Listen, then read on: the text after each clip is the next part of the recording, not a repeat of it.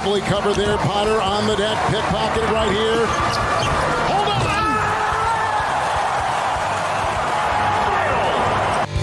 on! Welcome to SicEm365 Radio. Trice pickpocketed by Mitchell. In the blink of an eye, they go the other way. Butler converts. SicEm365 Radio is presented by IdealMRI.com. High-quality MRIs for $497 or less.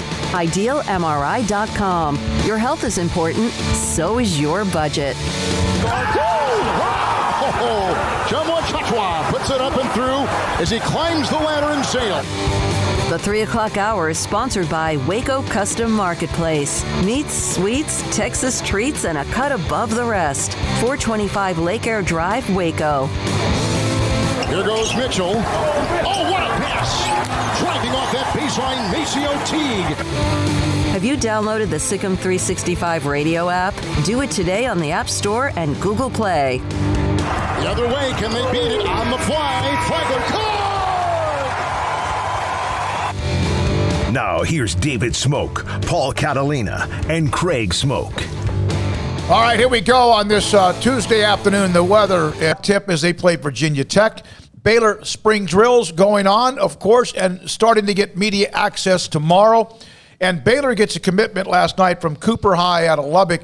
Kyler Jordan, who had a chance to visit with him, we'll have that today at 3:30. Grayson has written a story in the premium section as well. It just means he's a guy of faith, and I don't know what else that would probably refer to, but good to get number 9 in. That's where they are now, so they're about to hit double digits, barring any decommitments, which don't seem to be in the air at all. So yeah, they're closing in on double digits, which means they're about halfway in, and just good to see some recruiting momentum. I think that's number 2 this month or number 3 this month, and like number 6 over the last 6 weeks. So they've been on a pretty good run here. Yeah, I'm curious to see what the final scholarship numbers will be in the next couple of years because of this extra year for everybody, which is going to take more than 1 year to shake out, right? I mean, just mathematically, you'd think it would.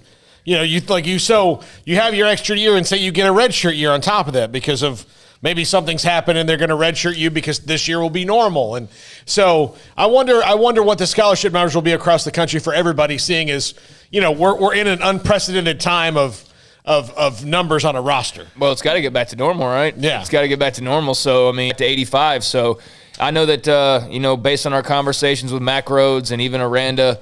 On a couple of occasions that they're keeping that in mind. That's why they've, basically referred to hiring guys full-time to just look over the roster. So I think they're in good shape. 4,641 scholarship athletes in Division I men's basketball. There are currently 743 in the transfer portal. This is basketball. Yes. Yeah, that's a lot. 16% of basketball players will transfer, and it's not even the end of when you can. 1/5 of your roster churned over. Now, again, everyone has their own way of looking at that. And in football, it's not that dramatic, but it's still, because there's 85 scholarship, but it's pretty heavy. I mean, on the one hand, I look at it as, transfers are normal, and those are going to happen, and people are going to go to schools that they realize are maybe not the best fits for them, or they're going to go play for a coach who they realize isn't really the coach for them, and, those things are going to happen, but I would say on average that probably happens maybe 1 to 2 times for each program, and that's more of like 5 people in a program, in every program. So yeah, those are super inflated numbers, and you're right. There's different ways of looking at it. On the one hand, I look at it as that it's somewhat normal.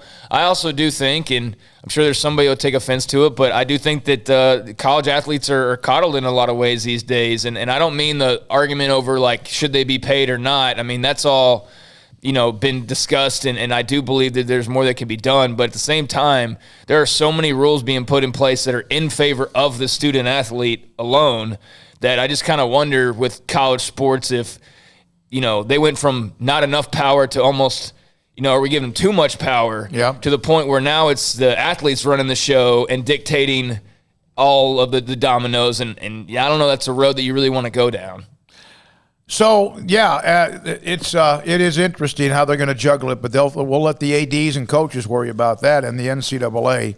Now, Davion Mitchell, no surprise, There were thoughts that maybe Mark Vidal would be a part of this, but it's 4, and there's 357 programs, and they're not the only 2 that play great defense. But Herbert Jones of Alabama, Evan Mobley, who put on a show along with the rest of his teammates and even his brother at Southern Cal and destroying Kansas, and then Neemias Queta of Utah State and Davion Mitchell are the Defensive Player of the Year finalists, the Naismith Defensive Player of the Year finalist, and so that has been released. Alvin Brooks put this out. I thought this would be a great topic today. 254-339-1122. From Alvin Brooks, we chart our body language, and the standard is they can maybe get to it before it becomes a problem. Well, I'll give you an example of someone whose body language has gotten a lot better is Matthew Meyer. He had early on his career, he had terrible body language, awful. And it is... Body language is one of those things that is telling in a lot of different ways. It either means you have no idea what you're projecting, and sometimes your intent of body language and the read on it is different, which causes a problem. And so because of that, you need to chart I agree with them, chart it. Because some people can put off terrible body language and not ever mean to do it. Yeah, sometimes you have to have discussions with those you work with, or maybe even those who work with you have to let you know, man, you just look like you're miserable. But everyone has a different personality. Yours is different than mine. Mine's different than Paul or Craig, and vice versa. That sometimes can be. But, yeah, maybe it's when you commit a foul, you miss a shot, you don't get a pass, or you miss a pass, whatever. But that's cool. I thought that was interesting. How about Kansas last night? Since 2004, Bill Self is a Hall of Fame coach. Say whatever you want about him. Their team this year was just kind of a work in progress and somewhat of a mess. And I do remember when they beat Baylor up in Lawrence, there was a lot of this, hey, don't give us any of this pause. We beat you straight up, whatever. And KU fans kind of flexed their muscles. That's fine. They defended their home court. That's great. And yet again, they were humiliated last night by Southern Cal. I mean, humiliated. Bill Self has been a top 4 seed since 2004, 17 times. They have now lost to a lower seed 12 of those 17 times. Now, if you're at 1 seed and you lose, unless it's to a 1 seed, you're going to be losing to a lower seed. But 12 of the 17 years, they've been knocked out by somebody that is either a 5th seed or deeper.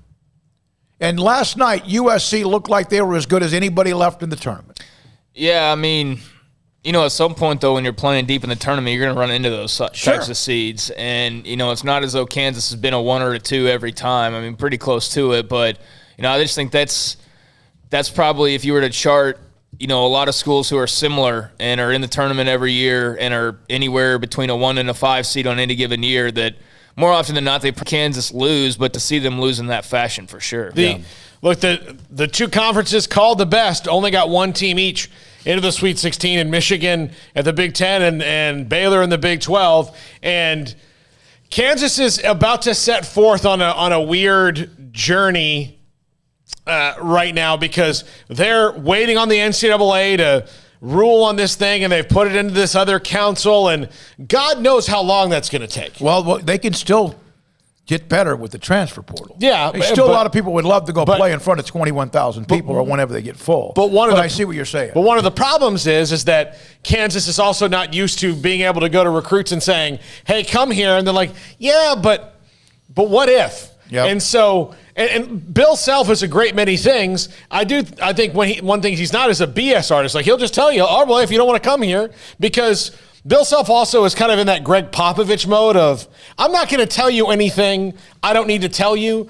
When I remember when they did the whole song and dance about getting, big free agents to San Antonio after their run, I think this class of NBA player didn't appreciate Greg Popovich going, do you want to play here or not? No? Okay. I've got a tea time later. Let's go do that. I love it. I wish it was more prevalent. And I think Bill Self is kind of like that. Do you want to come to Kansas or not? And they have the juice to be able to say that. But right now they're going to go, well, I don't know, because of all these things that are going on.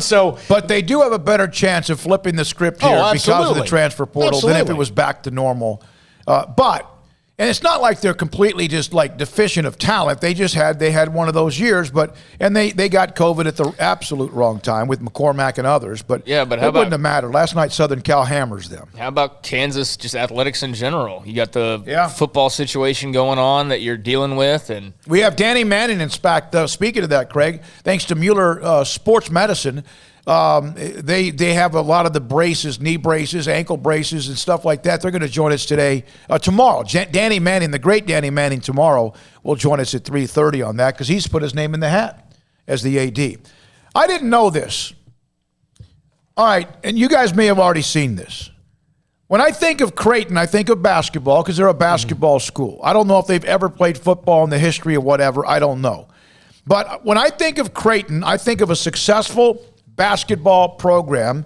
I think they're the best basketball program in the state of Nebraska compared to the University of Nebraska, who's had their moments, who have been in the tournament, but not very often. And right now they're at the bottom level of basically almost everything that matters in the Big Ten. But I think of a really good basketball team. They're in the Sweet 16 for the first time in program history. That's kind of wild. You know, I remember Baylor beat them Baylor beat two teams from Nebraska in San Antonio. Yeah. They beat Nebraska, and then they beat Creighton and Dougie Buckets. I guess who was Doug McDermott, Greg McDermott's son. I would have assumed that they'd been at least one other time. Creighton has advanced to the second weekend of the NCAA tournament for the first time in program history. First time, and they were kind of shaky because they had the issue with their coach, McDermott, and, who was he going to survive or not? And they went through that. One of his assistants basically threw him under the bus. He got through that. And so that surprises me. Did you see their celebration after they won the other night? No. It doesn't seem to me that the players are all that pissed off at Greg McDermott. No, that was a lot of that. Yeah. And that's one of those things. I watch a lot of Bill Maher lately, and he had a segment about this kind of thing, and he said, it's one of those things where this mob seems to want to come to you for anything you've ever said or ever done. And then when you realize you've done something wrong, sometimes you can do it and not realize what you said was wrong. And then when you realize and admit, oh my gosh, that was not my intent, or that was wrong, I shouldn't have said that. They're like, well, that's too late now. You did something wrong. Too bad. Dude, it's insane. It really, the way that we're doing this type of stuff these days of no second chances if you fit into this certain category of something that you said, or but this guy, this is different. He gets third and fourth. But just the I don't want to call it cancel culture. A&M survived last night against Troy, winning that game very late, and got a couple of calls down the stretch that helped them, and they had to play. They're in the tournament, and I know they're spreading around the women's tournament like they are the men in Indiana, right? Texas A&M's women are the number 2 seed, and you think Texas would have played in College Station in a tournament game? Well, I don't think they have the sway in women's basketball that they do. But they're still. I know, but I mean, I understand what you're saying. I don't think it's that big of a deal, though. I mean, it's still your home court. I mean, it is weird. It's not ideal, but. It's not far away either. It's not like they're having to go, to cross state lines. Like Indiana if they had to play at Mackey Fieldhouse or somewhere like that. It's a little strange, though. So what happened to the tournament yesterday? Did you know the average margin of victory was 18 points per game? I didn't know Highest of any day, a round of 32 in the history of the tournament. It was blowout city. Yeah, I mean, I didn't know that, but it felt like that. I mean, that's not surprising at all. Those are a bunch of boring games. Had them on all day and night, and looked up occasionally, but really didn't spend a whole lot of time focused in on it because there was nothing to really keep me focused in on it. There's only one that I watched beginning to end, and that's just because I'm a psycho. Because you won, and they played. They played well down the stretch. Yeah. Colorado beat Colorado. And speaking of that, great segue. You didn't know I had this because I try to not say Florida State because you eventually will. Leonard Hamilton, his basic contract is $2.25 million a year, among the lowest of all men's basketball Power 5 schools. He's been there a long time, nearly 2 decades. He's been very successful. He got $225,000 bonus for the win against Colorado in the second round game. He now has nearly $700,000 in bonuses on top of that. Leonard Hamilton deserves to get paid better. I know that they have not threatened too much to get into the elite, but they're good. They're winning the ACC. He's done a hell of a coach at Oklahoma State.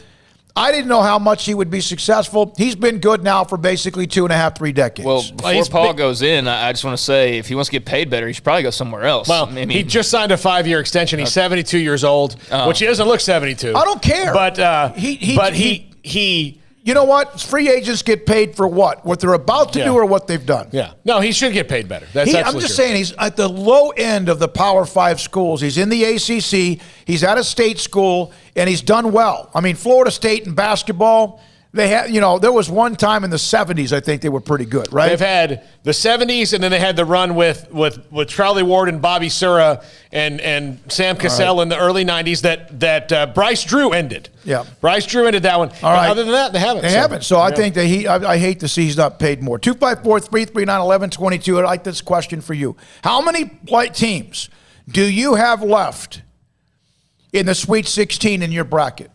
How many teams do you have remaining? And I'm in trouble because I have some teams that are supposed to win even this upcoming Saturday or Sunday that won't because they're not in it. How many teams do you have left in the Sweet 16? 254-339-1122. I have 10. Despite all of it, I have 10 of 16, but the 6 that I don't have are going to end up costing me dearly at some point. Yes, I have Baylor. I have Gonzaga. I have, Florida State. I have a lot of them. But the Illinois thing eventually is going to probably hurt me. But it's going to hurt most everybody else. You have 8. I had one more round for Texas. I had Texas going a couple of rounds deep, and, of course, they did not. But, all right, now, how about this story? Najee Harris, Alabama. Craig, do you know how many you have? No. Okay. Najee Harris. Jack, let me know, because you're doing well, how many you have left in the Sweet 16. I've got 9. 9 of them. Okay. Najee Harris had a flight from Dallas to Birmingham for the Alabama Pro Day today. Was supposed to go and fly in last night, canceled because of the lightning storm in Texas. He had no other travel options available and got in a car and drove 9 hours to make it to Alabama's Pro Day by 10 o'clock this morning. And he's not even working out, but wanted to be there to support his teammates. Doesn't surprise me about Najee Harris. Doesn't surprise me. I saw several features on him, and he is the ultimate teammate. I'm not so sure that I think Mac Jones still would have gotten more votes of the Heisman. Obviously, Lawrence was in that conversation, and then the quarterback at Florida as well. But Najee Harris, if they would have had another game or two, he was on a run. But, of course, the Heisman Trophy is for the regular season only. The poll we had yesterday, it was a dominant poll. 2 position groups basically went 50-50. Offensive line and quarterbacks. Wide receivers and running backs combined out of 195 votes, I printed this out about an hour ago, had 1% total of the 100%. Yeah, nobody's really worried about that. The skill positions last year they weren't great, but they weren't great because it wasn't just them. They couldn't get them involved. Yeah, so they couldn't get them involved. So you couldn't run it, and you couldn't throw it, and you couldn't throw it deep. And so and I almost don't care who the quarterback is at this point because it's been so long since that offensive line has been truly effective that unless it gets to that point, it doesn't really matter who it is. Because even if their athleticism can buy them more time than maybe Charlie Brewer, ultimately it's not going to matter when you play good teams. But one of the things that should scare the whole Big 12, the entire Big 12, is that there was a moment last year where it looked like Oklahoma had maybe come back down to earth for a little bit and was going to need some time to find itself. Well, that time was a week. They found themselves in a week. And then not only that, that defense started to take hold. If Oklahoma is going to be good on both sides of the ball, it's going to be tough. Yeah. And so Iowa State's already good on defense. They're already good on offense. So you've got 2 games just off the top of my head that are going to be tough for anybody in the league scoring points. I agree. And that doesn't even say what happens with Gary Patterson if he gets going. He's always been a brilliant defensive line. Well, yeah. No, you're right. You're exactly right. But yeah, Craig, which one would you have voted for out of those 2? Out of those 4 that I put up yesterday? Well, I looked at my bracket. I got 7 teams left, and so it's probably the last time I look at the bracket, actually. But I don't know. I mean, all of the above's a good option. I mean, just pick one. I mean, for me, I don't really need to narrow it down. I mean, it's whatever you want to point to. We can have a 30-minute conversation on why it's an issue. I mean, there's more than one issue on this team. There's more than two issues on this team. There's 3 or 4 on offense alone. There's some on defense. Defense is going to be good, but they have no depth at safety. Linebackers are solid. They've got nothing proven, however, up front as far as the D-line goes, because proven to me is not flashes of Gabe Hall 2 years ago and then assuming Gabe Hall is going to be a big contributor. TJ Franklin I feel good about. Cheaty's been solid, but he's never broken out of like this kind of roof, that's our ceiling. He needs to do that at some point soon to be any, kind of factor that really is a difference maker. So up front, there's question marks about like proven ability. I could go on and on. I mean, I didn't touch special teams. How about the coaches themselves? We don't know what the coaches are going to be like, and that was 90% of the conversation last year. The other 10% was about Charlie Brewer and why he sucks. I'm just looking forward to the changes. I'm looking forward to not having a conversation every single week after every single game about the same player in Charlie Brewer, because some people had to blame him for everything, and some people stood up for him, and I just felt like it was too much of a distraction to just enjoying the team. And so that's what I'm looking forward to this season. Is I'm sure there will be some of that in some form or fashion, but ultimately we'll get to kind of just focus more on the team as a whole. I hope so. And we need to, because like I said, it's a team-wide. There's issues team-wide that they need to figure out. All right. By the way, Kyler Jordan, a young man from Cooper High School out of Lubbock, who committed to Baylor yesterday evening, will join us at 3:30. We'll have Kim Mulkey at 4. Also, Doug Gottlieb of Fox Sports, he'll join us at 5:20 in between David Hellman on the Cowboys and John McClain. We have to get to him, of course, on the latest involving Deshaun Watson. I had one text I want to get to, and then others, and then we got a call from Jimmy. I have 8 teams in my Sweet 16. Will Jerome Tang land a head coaching job this offseason? Also, shout out to my good friend Craig Smoak from Jimmy Blower. Oh, well, thank you. Appreciate that. And, I think Jerome Tang is on everybody's list. The question is it the right list? Is it the right program? Because after what we've seen with Paul Mills, Grant McCaslin, Matt Driscoll, and others, then, yes, everyone knows Jerome Tang and what he does. Obviously, Scott Drew would be thrilled if he had an opportunity, but also Baylor fans would love to see him stay. But that would also be something that would be selfish because he has to move on. If he does, God bless him. He's an unbelievable man. Well, he should. He should have a job next year somewhere else. There's going to be a lot of openings, and I think that he should be at the top of a lot of lists or close to it.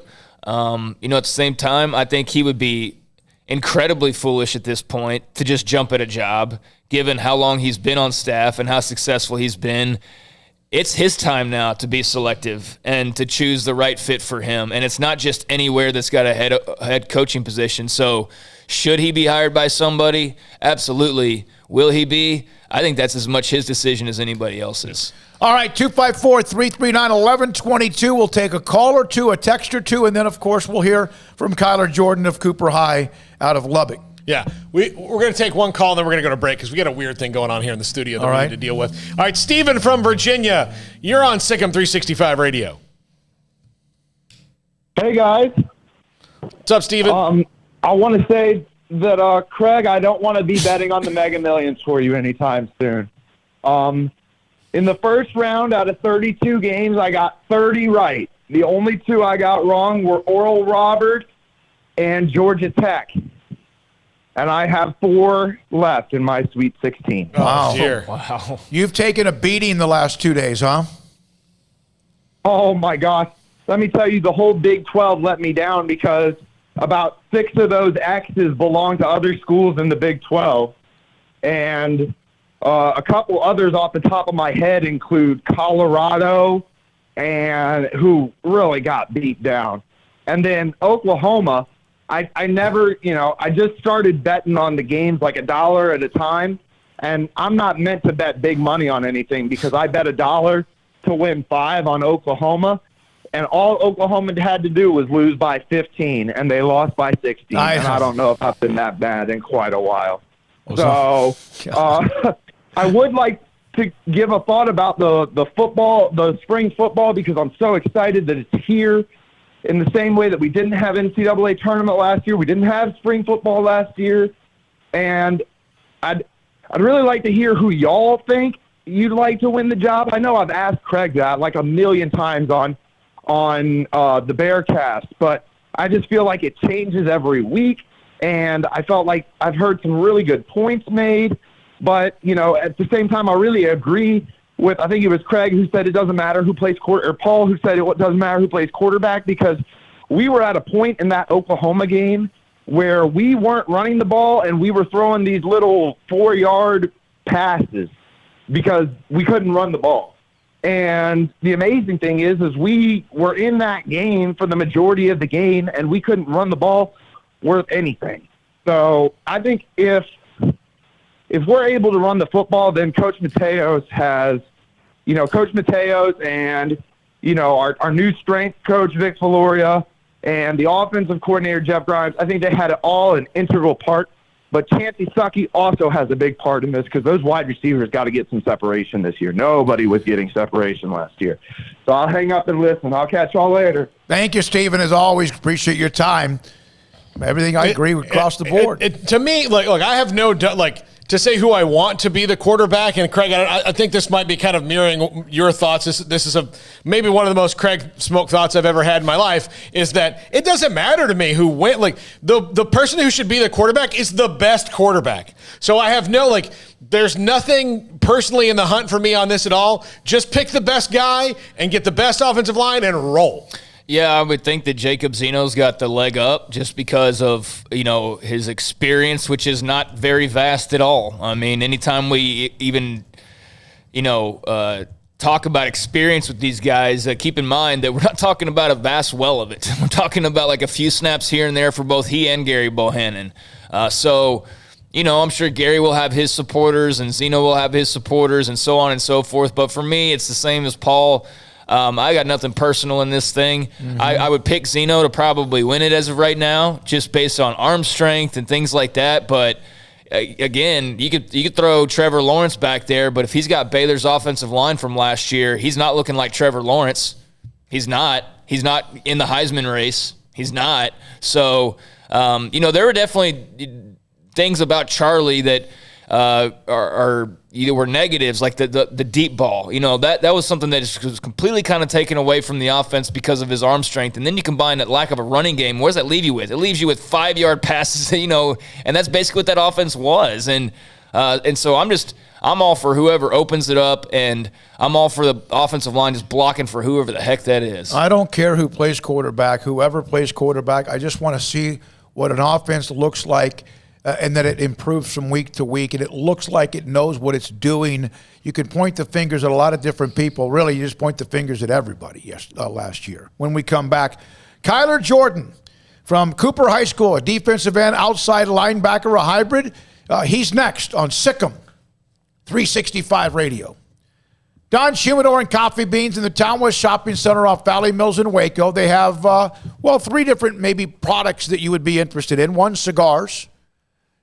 Coffee beans, fresh coffee beans, and also some CBD products. For example, one of the ones that is maybe of interest to you if you are willing to do this, called Vita Dreams.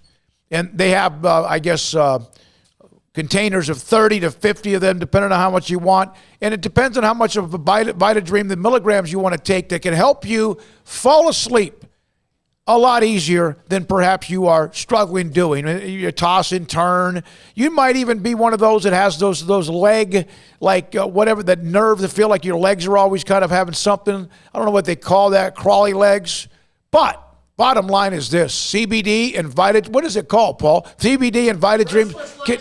Restless leg syndrome. CBD and Vita Dreams can help you out. They have those as well at Don Humidor and Coffee Beans in the Town West Shopping Center off Valley Mills in Waco. 1, 2.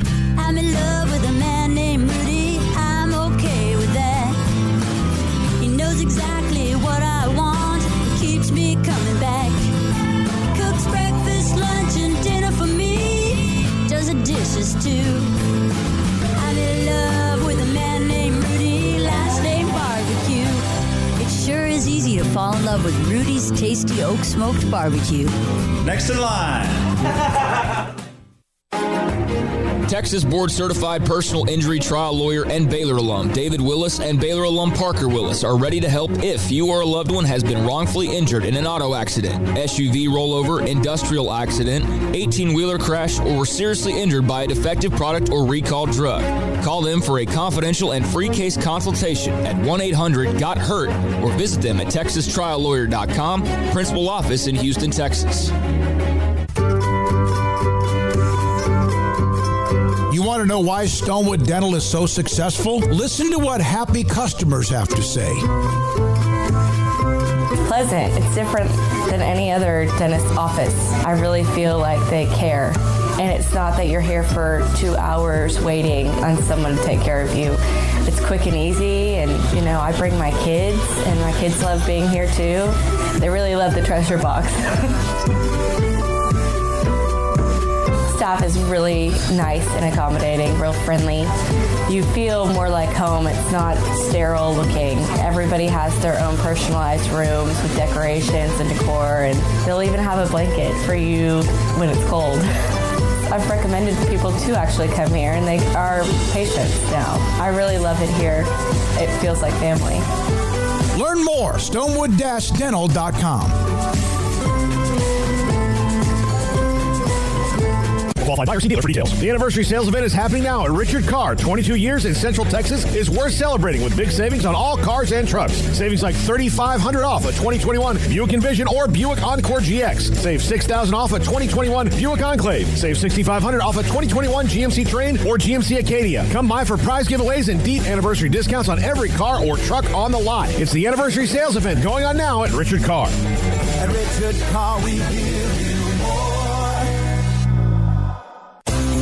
At Ideal MRI, we feel blessed to be a part of the Waco community. We're a small family business right here in Central Texas, and our goal is to bring down the cost of healthcare while maintaining high quality. At times like this, the cost of healthcare has never been more important, and unfortunately, significant illnesses and injuries still occur. That's why Ideal MRI is open and here to serve you through the difficult time. We offer premium MRIs just like a hospital with state-of-the-art technology and specialists, but you'll pay less. Sometimes thousands of dollars less, whether you're using insurance or not. At Ideal MRI, we accept most insurance and there are no hidden costs, even offering financing if that's needed. Everything included in the price, and you'll not get something as a surprise in the mail later on. If you need an MRI, ask your doctor about Ideal MRI. They'll know. You can schedule an appointment safely from home online in minutes at idealmri.com or give us a call, 833-IDEAL-MRI, idealmri.com. This is SicEm365 Radio. Text us at 254-339-1122. The SicEm365 Radio text line is sponsored by Riverbend Liquor and Wine, with the most extensive variety of craft beer in Waco. A hidden gem on Lakeshore Drive and 19th Street.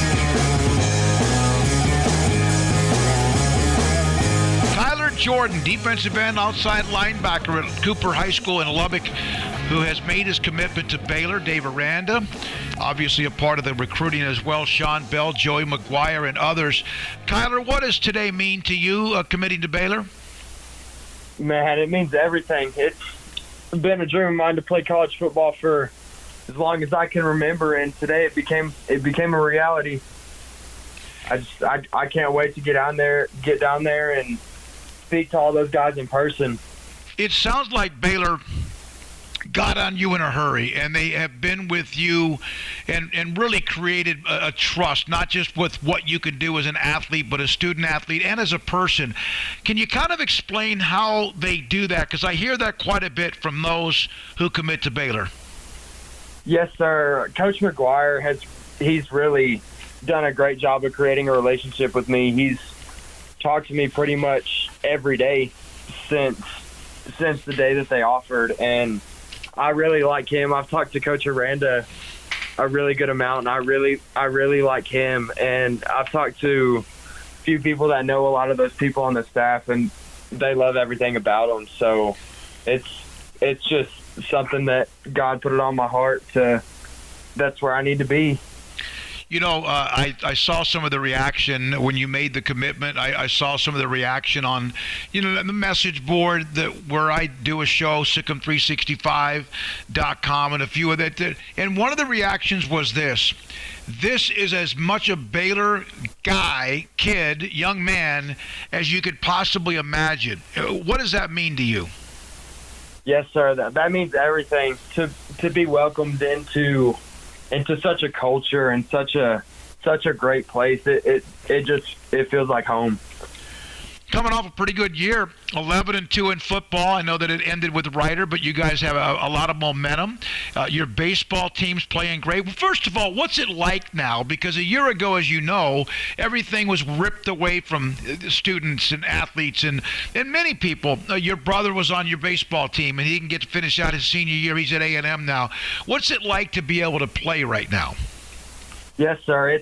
It's awesome. I'm having a great time playing baseball with the guys right now. We're headed down the right path, and we're looking towards a state run, and not being able to play last year, it really made me miss baseball. And for me, it's really good to switch it up a little bit, but I love football too. Football has definitely been my number one forever, and it's just awesome getting to play. And even though spectators were even a little bit limited in the fall, they found ways to get as many people to the games as possible, and it is just awesome. It was awesome to see how people could come together through a single sport,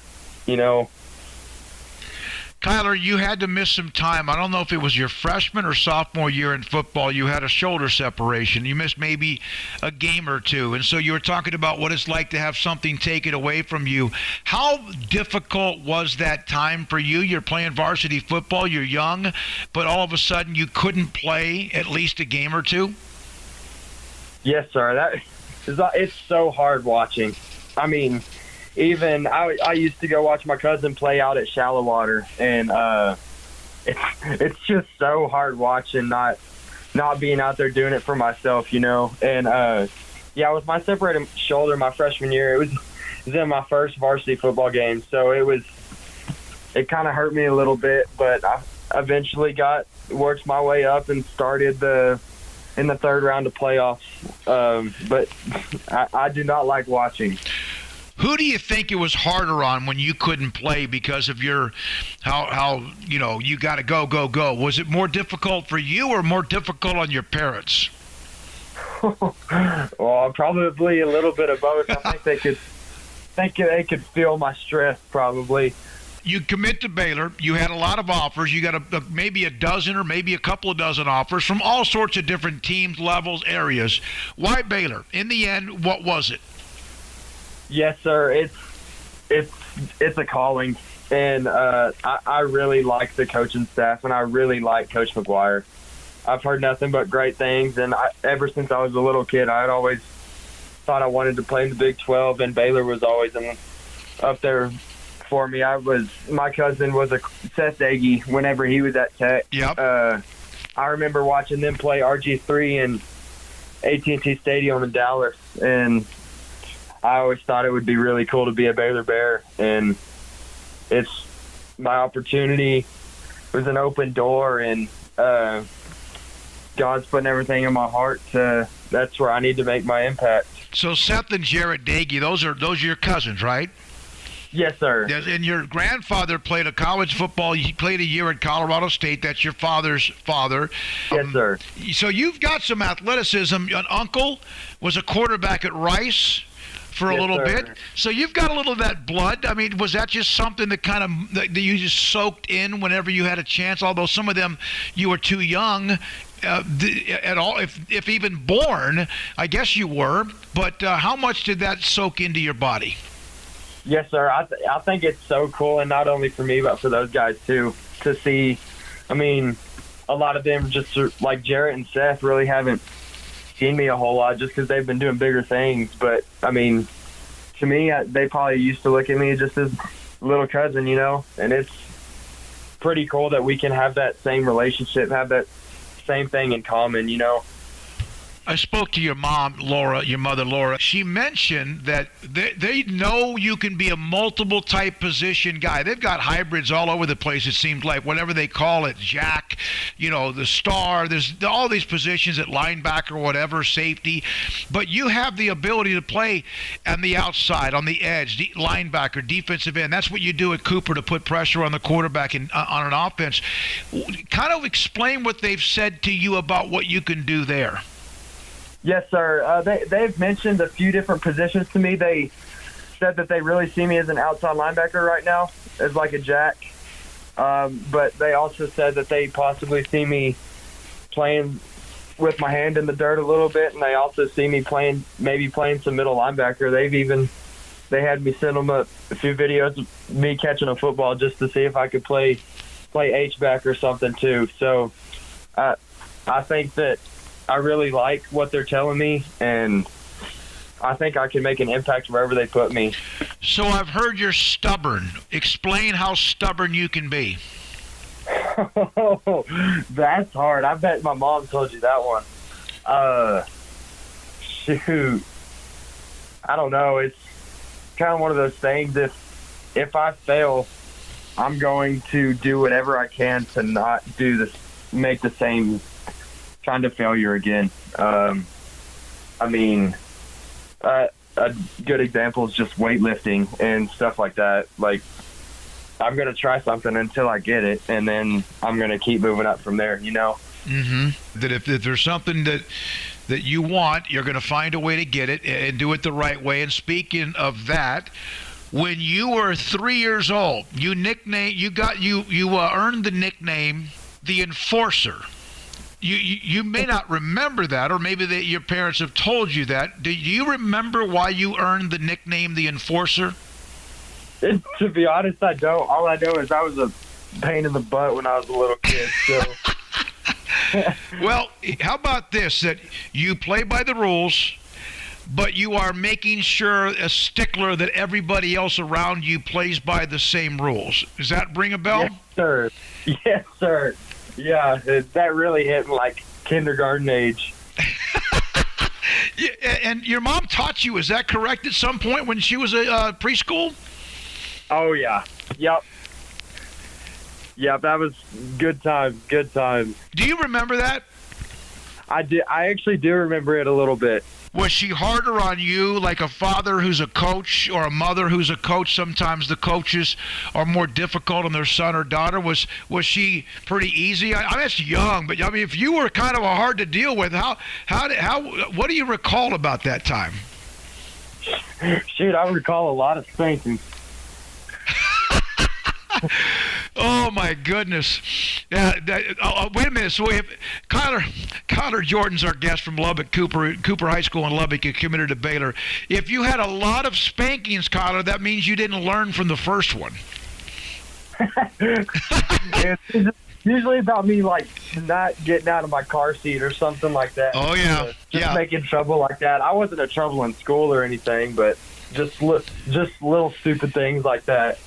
You've been playing football since you were like in third grade, and I know that you played a year or two. You actually moved up so you could play on the same team with your brother. How important were those memories with him? Yes, sir. They were awesome. And me getting to play with them for 2 years in high school was pretty cool, too. We made a lot of memories. I mean, driving to early morning lifts together, driving to Whataburger after a game, just stuff like that. Double meat, double cheese, all the way? Sometimes triple. Oh, really? Depends how much I played, Yeah. Well, you're what, 6'2", 230 plus, 235, something like that? Yes, sir. What would be the meal, like meat, protein, carbs, veggies? What would be the meal that you would want? Ooh, I'm going sausage, egg, and cheese burritos. Sausage, egg, and cheese burritos. Yeah. How many of those can you do in a setting? Probably too many. I would probably before a game, I'd probably stop at 2 or 3. But if I was really stuffing my face, depending on how big they are, I'd probably be touching 4 or 5. Yeah.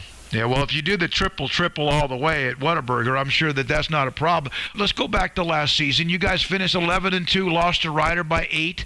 How much does that fuel you this off season to get back to that point and go deeper?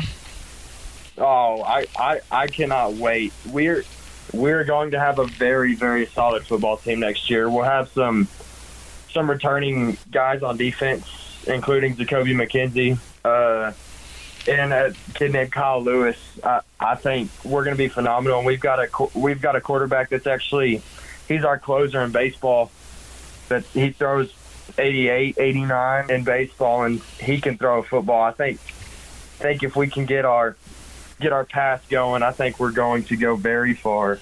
Yeah, you seem like you're a happy young man. How do you stay that way in this day and age of whatever is out there in this world?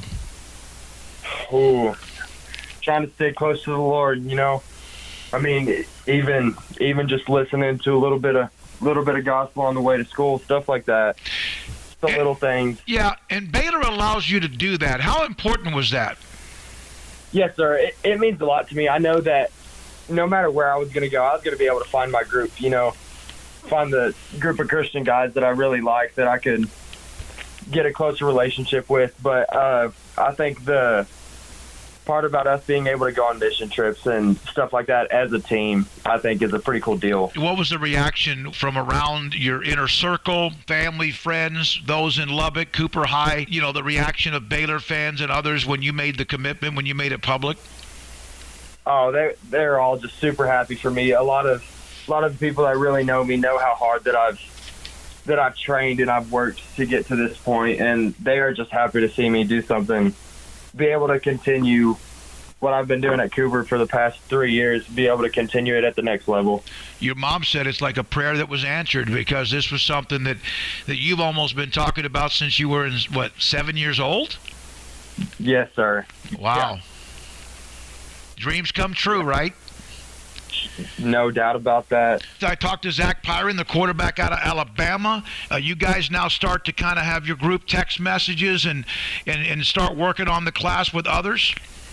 Yes, sir. Yes, sir. They've already added me into the group chat, and I'm going to talk to a few of the coaches sometime soon and see who we need to work on, who we need to get there. Well, you got you, and you're excited about it. Thank you very much. Baylor Nation's excited. Kyler Jordan, defensive end linebacker, has committed to Baylor. Hey, enjoy baseball. Good luck with your game on Tuesday, and thanks for your time. Yes, sir. Thank you so much. Kyler Jordan of Cooper High School in Lubbock, Baylor Bear commit. This is SicEm365 Radio. The First National Bank of Central Texas, 5 locations right here at home. Waco, Woodway, Hewitt, China Spring, Martin, and Hillsboro. Familiar faces making local decisions here to help you, your family, and your business. Whether it's great times or tough times, all of us need a bank we can count on.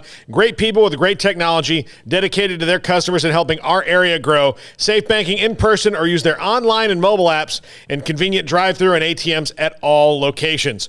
They got great products like instant issue debit cards. You lose your debit card, you can go right to the drive-thru, tell them you lost your debit card, give them your ID, they'll go into your account number, you'll get all that information, boom, you're done in 5 to 10 minutes. A new card printed right there in store. You don't have to send it off to the mail. You don't have to do any of that stuff. You do it right there at the bank. Plus, they do personal and mortgage loans. Secure Lock equipped for that debit card, which means every time that it's used, you'll get a text message. It's fantastic. Everything they have at the First National Bank of Central Texas is great. The First National Bank of Central Texas, 5 locations to serve you right here at home. At Baylor University, students can shine in their own way. Or should we say their own ways? Because there's no limit to the ways Baylor students make the world a brighter place.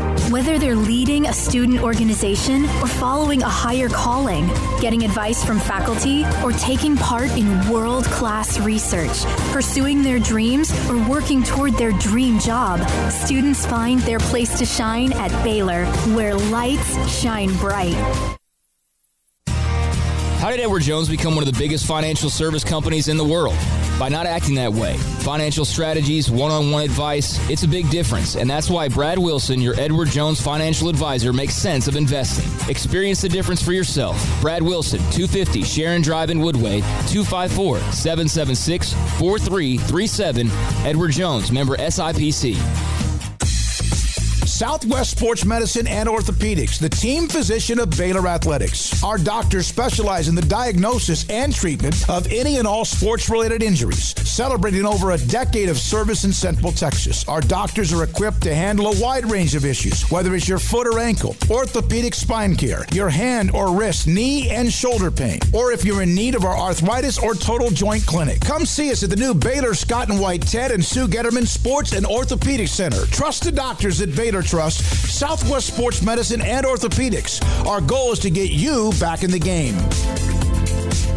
Are you ready to save big on a new 2020 Chrysler 300 Touring? A car with superior craftsmanship and quality. During the President's Day event at Allen Samuels, save big and drive a new 2020 Chrysler 300 Touring with special values of $7,250 or 0% for 72 months and $2,000 in combo cash right now. Visit the customer award-winning Allen Samuels located at 201 West Loop 340 in Waco to see the incredible 2020 Chrysler 300 Touring. It's the best President's Day event going on now at Allen Samuels, your friend in the car business. See dealer for details. All offers have credit requirements.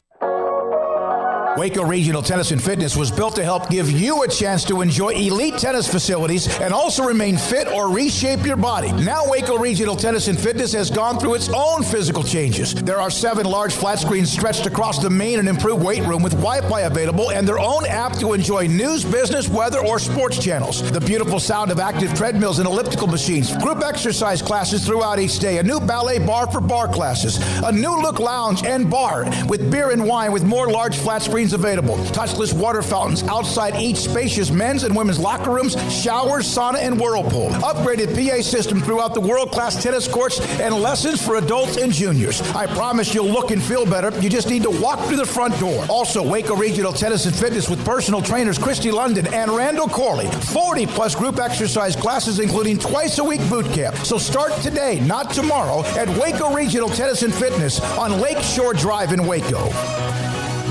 Parenting is full of surprises. You never know what to expect. So after our son was born, I called my Texas Farm Bureau insurance agent to set up a life insurance policy in case something happened to me. Sawyer is now 2. And we'll soon have a sister. There's no one else I would trust with protecting my family. Stop by and see our agents at one of our 3 McLennan County locations. Coverage and discounts are subject to qualifications and policy terms and may vary by situation. Welcome back to SicEm365 Radio. The SicEm365 Radio app is sponsored by Allen Samuels Dodge Chrysler Jeep Ram Fiat in Waco. Your friend in the car business at Loop 340 and east of 84. Come by. Let's be friends.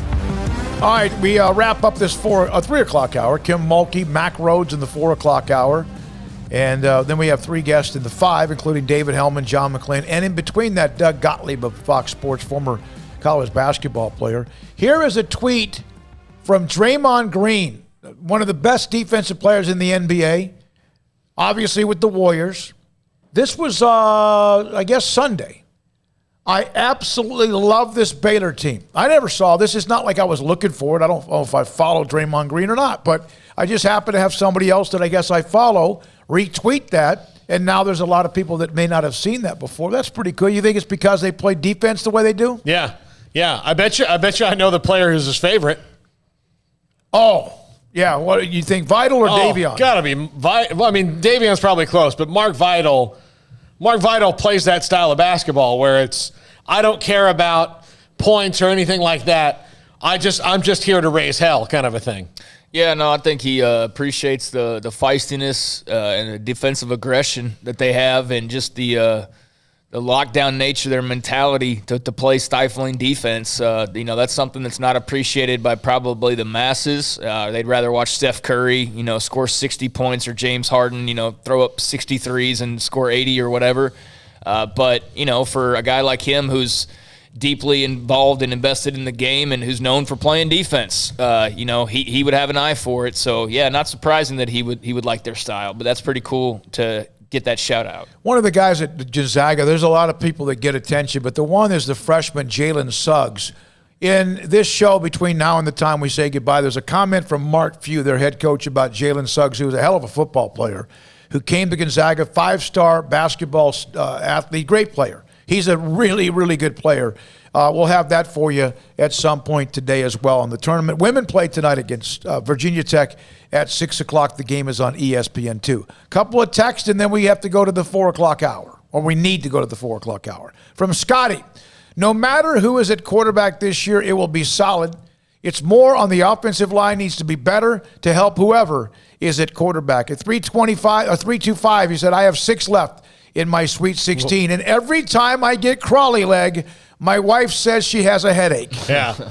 Crawly leg. Armstrong didn't hear that part, did he? Armstrong missed Smokey trying to describe restless leg syndrome as crawly leg.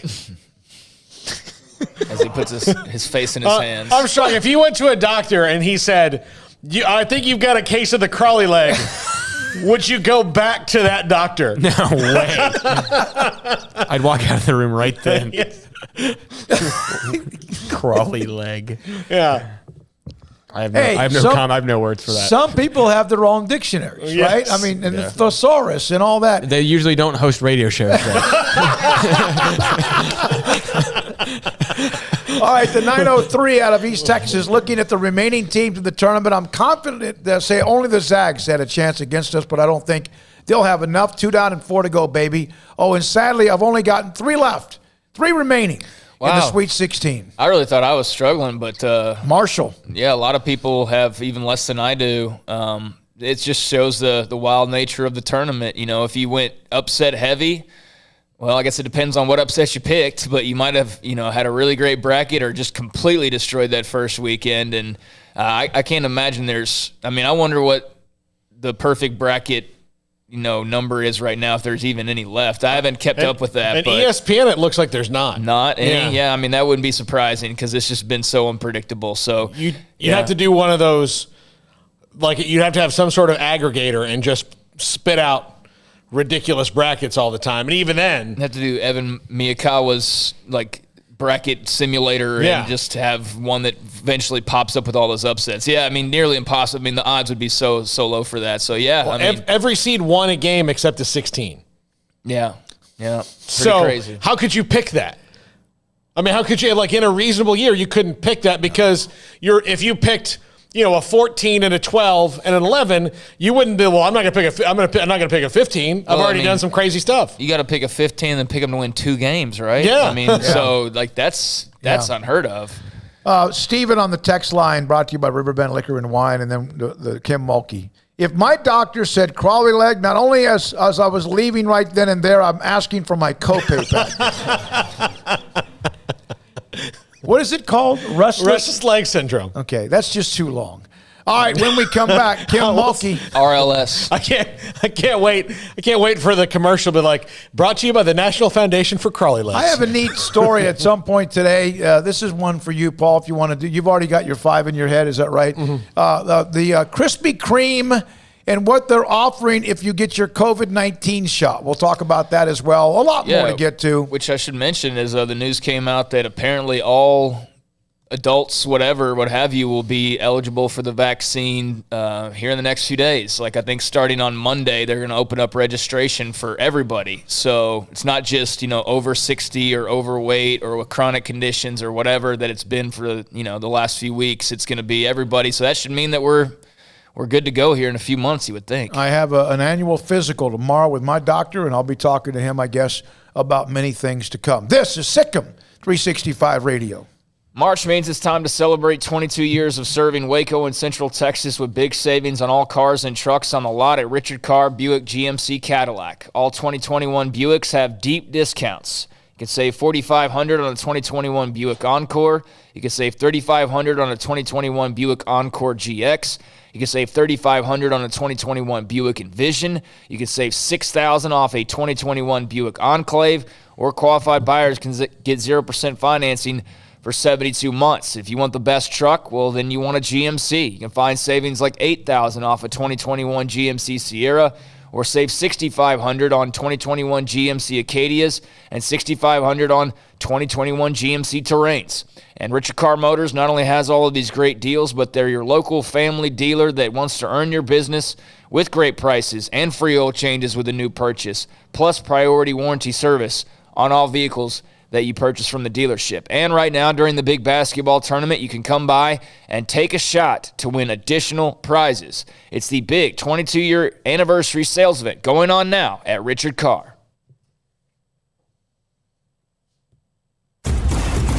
Hey, this is Bryce Petty, former starting quarterback and two-time Big 12 champion, and I know firsthand the importance of being in top shape both on and off the field. So listen up, men. If you're feeling beat down day in and day out and looking for that high-performance edge that separates the men from the boys, then look no further than the Petty Clinic Low T in Waco. Petty Clinic is a comprehensive men's healthcare clinic with an atmosphere catering to men. Board-certified Dr. Kent Petty has a special interest in offering the highest quality medical care to men of all ages. Some of the services offered include screening and treatment for low testosterone or thyroid, infertility, high blood pressure, diabetes, high cholesterol, sleep apnea, while offering comprehensive wellness exams and complete men's health lab panels. High performance men, remember, it's not just a Petty thing. This is Bryce Petty, encouraging you to reach out and Google search Petty Clinic Low T or go to pettycliniclowt.com and get your complimentary lab screening today. At Marco's Pizza, get craveable pizza made the Italian way with dough made from scratch, an original sauce recipe, 3 fresh signature cheeses, and premium toppings you love, served hot and safe. Right now, you can get unlimited medium one-topping pizzas for just $6.99 each. Why stop at just one? Order with your app or at marcos.com for curbside, carryout, or delivery today. Marco's, pizza lovers get it.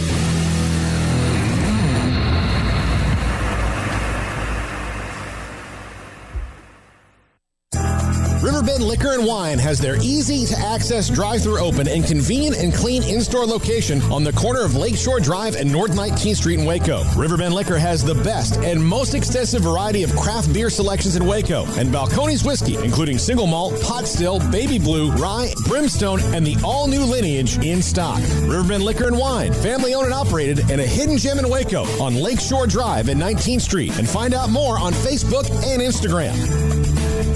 With so many companies and policies out there, it gets so confusing shopping for insurance, and I never know if I'm getting the policy that's right for me. Luckily, I met the team at the Niche Group Insurance Agency. With the Niche Group, you can go to one company and get access to coverage options from many insurance carriers, and you get to speak to a real person about your specific coverage needs. With the Niche Group, I know I'm getting the right coverage at the right price. If you need insurance, talk to the experts at the Niche Group at 1-800-258-8302. From the first workout to the last practice, sports is an incredible and rewarding challenge. Hi, everyone. This is Dan Ingham with the First National Bank of Central Texas, and we're proud to support each athlete, every parent, and our educators. From families, small businesses, to the biggest industry, we're here to help. With remarkable products like mortgage lending, we've got banking ideas that fuel big dreams. The First National Bank of Central Texas. Familiar faces making local decisions. Member FDIC, Equal Housing Lender. In the market for a quality metal building? Since 1943, Pioneer Steel and Pipe has helped Central Texas residential and commercial customers with metal building design, panel options, building components, and trim options. Pioneer Steel and Pipe's residential line is energy efficient, offers low maintenance, reduces insurance payments, is impact resistant, and carries up to a 45-year limited warranty. In addition, they can also help you find a metal building contractor for your project. Pioneer Steel and Pipe with locations in Waco and Bryan and at pioneersboys.com.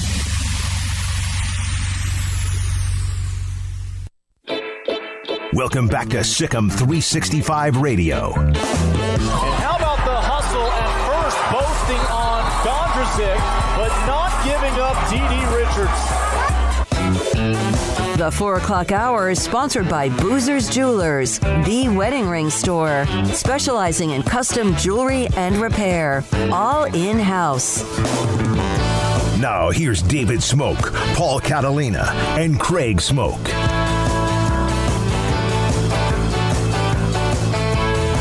Three-time national champion. We know her resume. Kim Mulkey, head basketball coach at Baylor and San Antonio. Do you cherish this tournament more than even, well, I would think the first one you ever went to with Baylor? Is there any kind of comparison other than the different circumstances? Well, the first is always the most exciting with anything, but you cherish each one. It's like when you have your first child. It's like all exciting. You're scared, you're excited, and then when the second one comes around, you're a little bit more calm. You know what to expect. And yet you love them both the same. And that's kind of how I approach the NCAA tournament and championships is they all are exciting and yet different. This one will be like none other. You know, Smoak, we're used to being at home these first and second rounds, and we're not. So you're basically getting a true neutral court. You're not going to have all the Lady Bear fans that we normally have during the playoffs. We're going to have more than most people because of the proximity to Waco, but it's going to be different. I just want our kids not to focus on anything but basketball, and we've been here a long time. So even without the distractions of what's going on versus the men's and women's gifts and all that stuff, just being in a hotel isolated can, you know, make you get distracted. So you just got to keep them focused as best we can. Is there a player, and I know that this is an impossible answer, but I like to sometimes, you know, challenge. Is there a player who did not win a ring who you feel like that bothers you the most? Whether it's Nina Davis or Melissa Jones or someone like that. Is that possible to answer that? Well, they've won rings. Most all of our kids have won rings in the Big 12 championship and multiple rings. So that's something that we'll never take for granted. But I understand about a national championship ring. I would think back to even before Nina Davis. I think back to the Rachel Allisons. That kid played so hard, the Jasmine players, the Jessica Morrows who helped us build this program. And then you can take it on to the Nina Davises, the Nia Johnsons. You know, it just, those kids gave you their heart. They gave you everything they had in a uniform. And that's why you always make sure that you acknowledge them and future teams. I talk about them. Nina Davis. Wouldn't it be awesome if her Middle Tennessee State team could beat Tennessee and win the next game, and then we end up playing each other in the Sweet 16?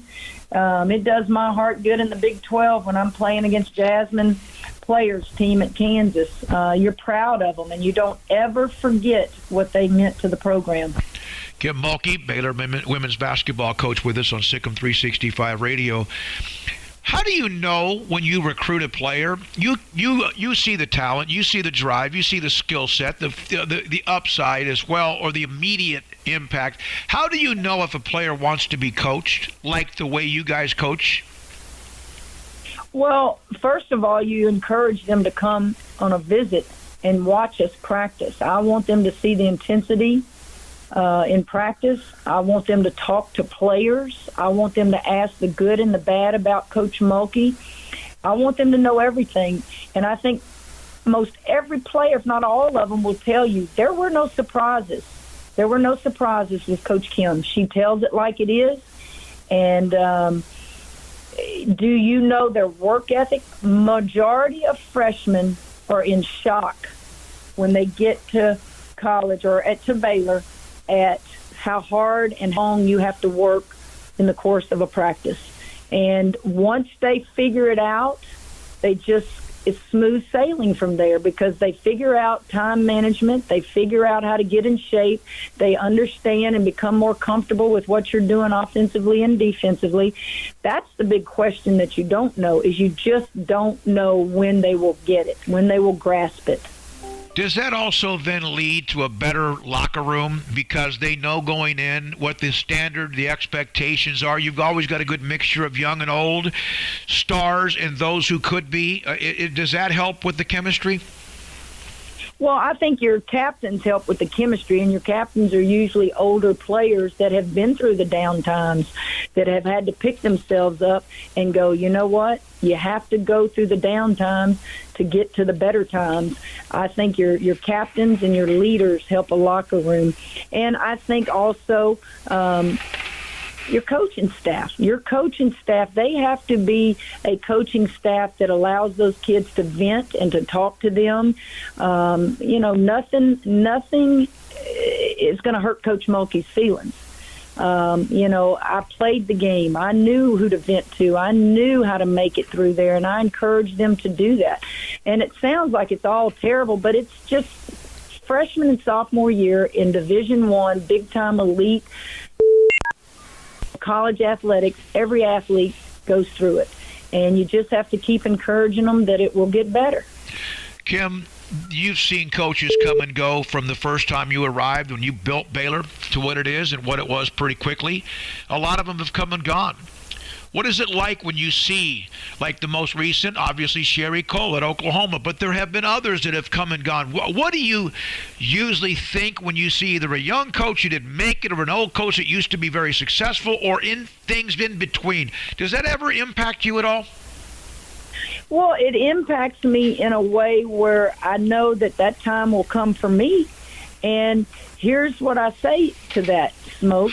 When I got in the league, the Big 12, 21 years ago, Jody Conrad, Marcia Sharp, Sherry Cole, they were filling their arenas. They had won national championships. Sherry had been to the Final Four. They were the standard by which I looked and said, I want to be that someday.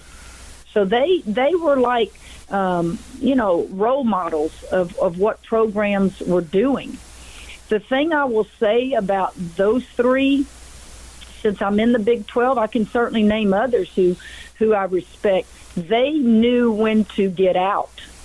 They knew when to, hey, I've done my time. It's time for me to retire and move on. We've got coaches that don't know when to get out. And that I struggle with, and that I don't want to be. I want to get out so that the next person that takes over the Baylor program can continue it on. And, I'm not to judge who stays in it too long and who doesn't, but so much respect for Sherry, Muffet, Jody, Marcia. They did their time and very successful, and they realized there's more to life and another phase of my life. And I just watched some coaches, both on the men's side and the women's side. It's like, when are you getting out? It's like they got to be pushed out. I don't want to be that coach. One more thing. If you were an athletic director and you had to hire a coach, what qualities in that coach must you see and what boxes must be checked? Well, it depends on what school you're at. Baylor is different. We want to say we're not different, but being a private school, we're different in a lot of things. We're different in who we admit to school. We're different in, courses we have to take. So if you're specifically talking about Baylor, I would say you want somebody who wants to win. You want somebody who can recruit all cultures and go into all homes. And this would pertain no matter where I was the athletic director. You better find and vet them, and you better make sure that their morals and values are above the best. Because I'm a stickler for discipline. As you well know, people through the years at Baylor didn't understand me suspending kids for things that other coaches don't suspend them for. I'm a firm believer that sets the tone in the locker room, and it also it judges you as a coach, and that's hard to do this day and time, Smoak, because coaches who never won championships tend to look the other way on small things. I think the small things become bigger things, because what we allow as a coach is who we become. Are you ready? Is it time to get going? Well, it is, and I'm so much pulling for our men's team. We will be at practice while their first game starts, and you can bet I'm going to be getting an update, because for the first time, I believe Baylor men's basketball has what it takes to get there. And I'm so happy for them. I'm happy for my team because we're a different team. We lost a lot of points last year, a lot of production from 4 seniors. And we've been through a lot, not just of late, We just been through a lot as a country and as a team and as a school, and we've stayed the course. And we're going to play hard, Smoak, and there are no guarantees in this business, but I can tell you, whoever should beat us, if we get beat, you need to acknowledge that they just played one heck of a game, because we're going to fight to the bitter end. Thank you, Kim. Appreciate it. Good luck, San Antonio. Kim Mulkey, Hall of Fame basketball coach, SicEm365 Radio.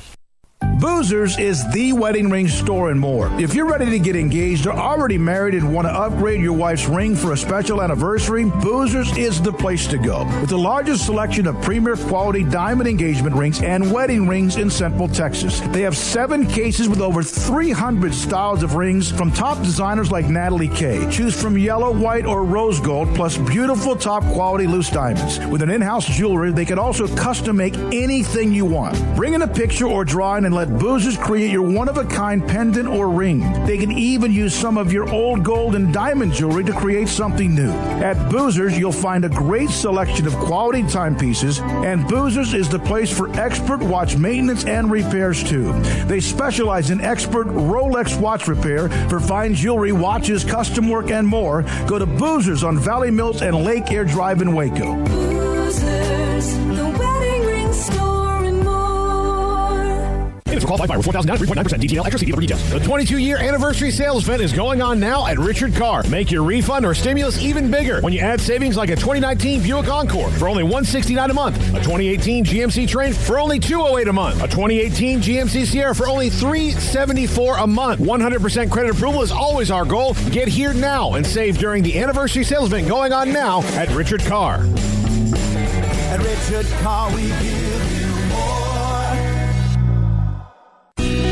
Let Camille Johnson Realtors guide you seamlessly through the process of buying your dream home or selling your current one. Commercial, farm and ranch, or residential, Camille Johnson Realtors can smoothly and successfully lead you through any transaction. With a team of 28 experienced agents who are excited about serving you, Camille Johnson Realtors services the entire greater Waco area. If you're in the market to buy or sell, contact Camille Johnson Realtors, 104 Midway Center in Woodway, or find them online at www.camillejohnson.com. Camille Johnson Realtors, elegant, charming, warm. Welcome home.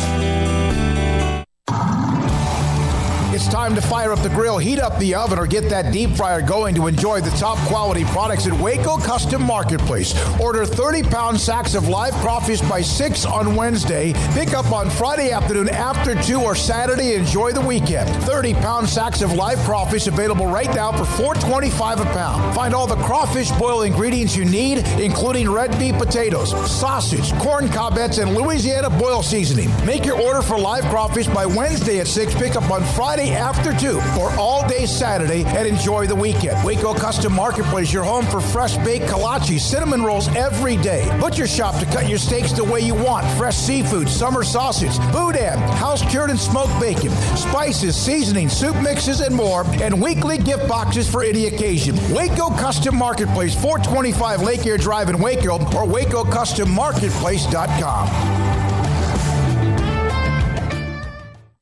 At Ideal MRI, we feel blessed to be part of the Waco community. We're a small family business here in Central Texas. At times like this, the cost of healthcare has never been more important. And unfortunately, significant illnesses and injuries still occur. And that's why Ideal MRI is open and here to serve you through this difficult time. So if you need an MRI, ask your doctor about Ideal MRI. You can schedule online in minutes at idealmri.com or call 833-IDEAL-MRI.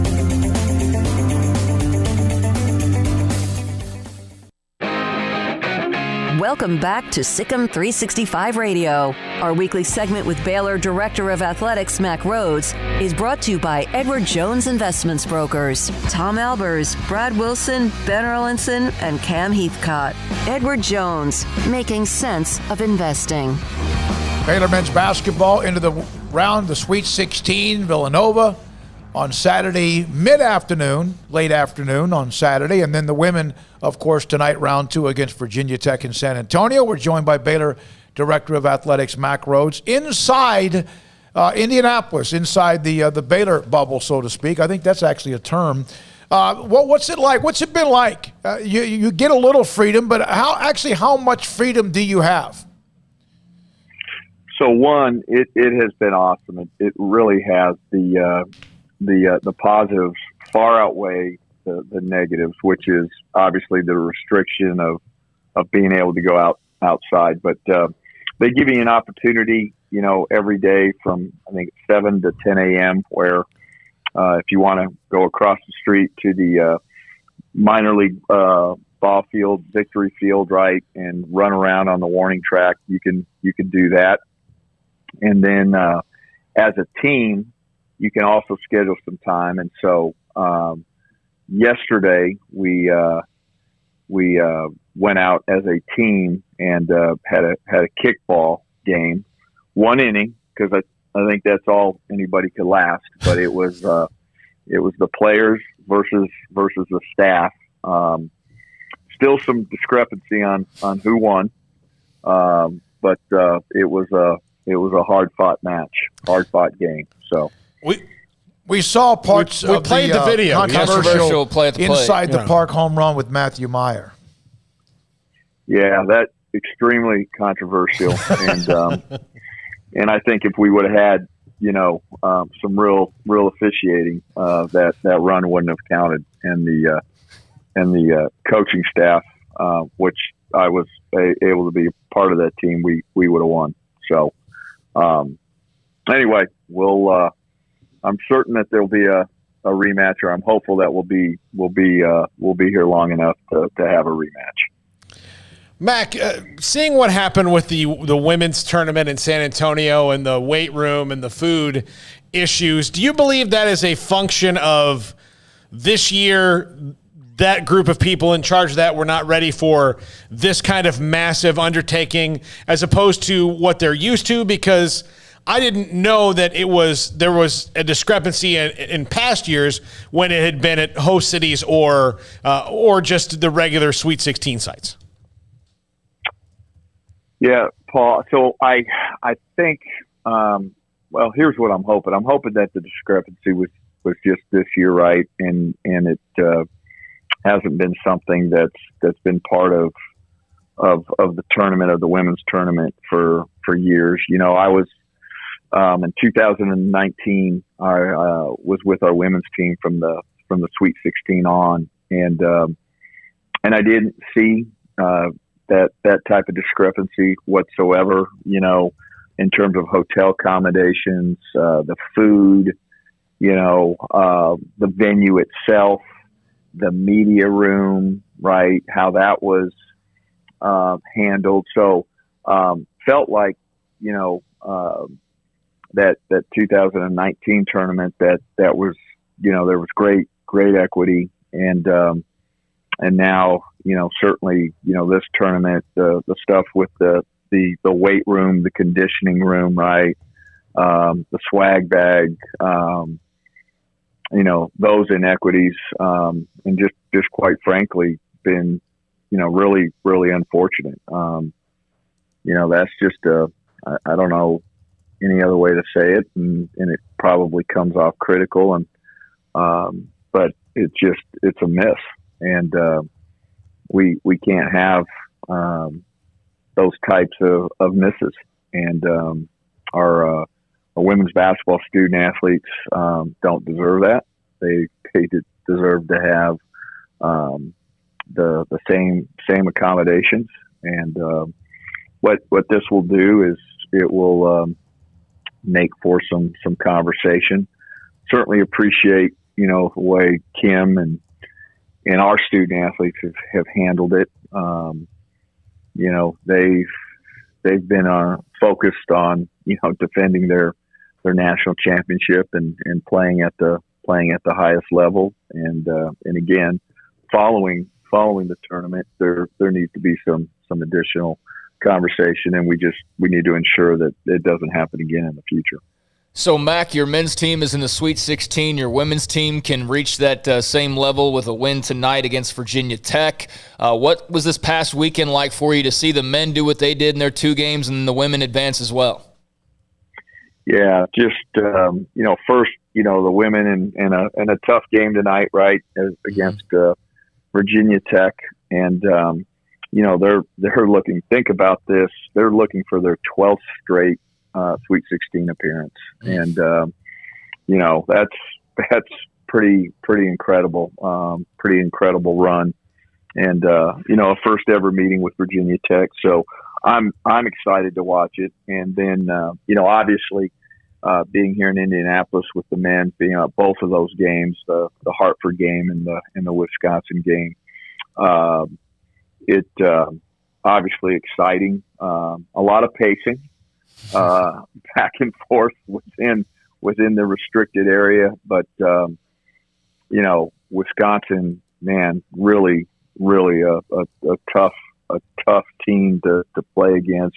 Just a bunch of tough individuals, and had some opportunity to visit with a couple of their student athletes afterward, and just really quality people, and excited for our team. And I was really proud of Davion afterward and his Zoom call, and there's been some chirping and some complaining, and he was nothing but thankful to the NCAA and the managers and to everybody for the opportunity to play. And you talked about the bubble, how's the bubble and restrictive, but it is really a blessing and an honor, unbelievable, just to be able to spend time with our student athletes, with our staff, just great people, and our fans, our donors, right, all of them, alums, right, all one and the same.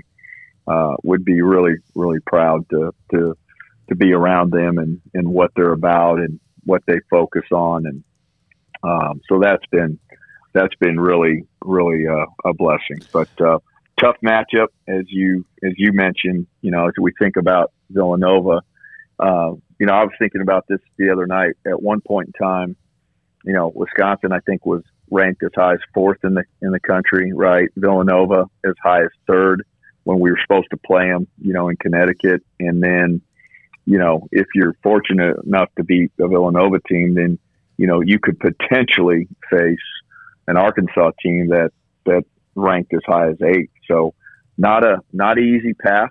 And if you're able to get through that and navigate all of that, you're probably going to be pretty well battle tested. How much of a lift even with the men's basketball team playing well, was the story surrounding not just your basketball program, but other coaches who have been a part of under Scott Drew's staff, with Paul Mills and Grant McCaslin and the success that they were having? Yeah, it's awesome. And, we, when we could, as a group, made time to watch as a family those games, and cheering and rooting, and obviously, Coach Mills was here. We overlapped. I think it was for a year. So, man, so excited for him. And I know, man, just to see how excited Scott was for Paul and the entire staff. True story. Coach Tang got emotional. We were playing Hartford, and that was on the video screen. I know Scott addressed it in his post game press conference, but there's just that connection and that joy and that love for each other. And Grant, obviously the same, and there's a little bit special connection there because one of my dearest friends in this industry, Ren Baker's the AD there and hired Grant, so I feel like I've got an inside look into that program. And man, I was so excited for him and also for Ren Baker. So that was special to see, and just the unity and the closeness of the Baylor family, and including the extended Baylor family. Mac Rhodes, Baylor's Director of Athletics, with us on SicEm365 Radio. I know that we're not near the end of the road of COVID and all that yet, Mac, but as things continue to go on and you get spring football is starting this week, does that kind of buoy your spirits even more? It does. It absolutely does to have all of the spring sports. You think about it, Paul. Last year we had no spring sports. And to have all of them, participating and just the craziness of that with volleyball and soccer added to that, and then football, beginning spring practice on Wednesday. It's exciting, and you just feel like every day you inch closer to that light at the end of the tunnel. And we know that we still have to be reverent of COVID. It's still serious. It's still something that we're managing. We're still in the pandemic. We saw it impact conference tournaments. We saw it impact, obviously, the NCAA men's tournament. But there's hope and there's light at the end of the tunnel. And cases are decreasing, and more people are getting vaccinated. And with every day, I think we take a step forward, a step closer to getting through the pandemic. So it's good, and I'm excited for all of our student athletes and coaches and staff during the spring to be able to play and practice, participate, all of that. So, Mac, I know you've kind of been on and off campus because of all that's going on, but what kind of a sense do you get from, or I guess feeling do you get from the football building as far as just the expectations, all these changes that have taken place and getting to roll the ball back out there? What's the level of excitement that you get? I think there's just a sense of energy that I certainly didn't feel last year, and excitement, and there's a great sense of unity. I think the coaching staff has really gelled, and again, they've been able to spend a good amount of time together, but I think they've really gelled, both the offensive and defensive staff. I think the additions to the staff have been terrific, not just from a coaching perspective, but from just a spiritual, a mental, a philosophical, and attitude. They're just really, really good people, and again, this idea of unity and working together.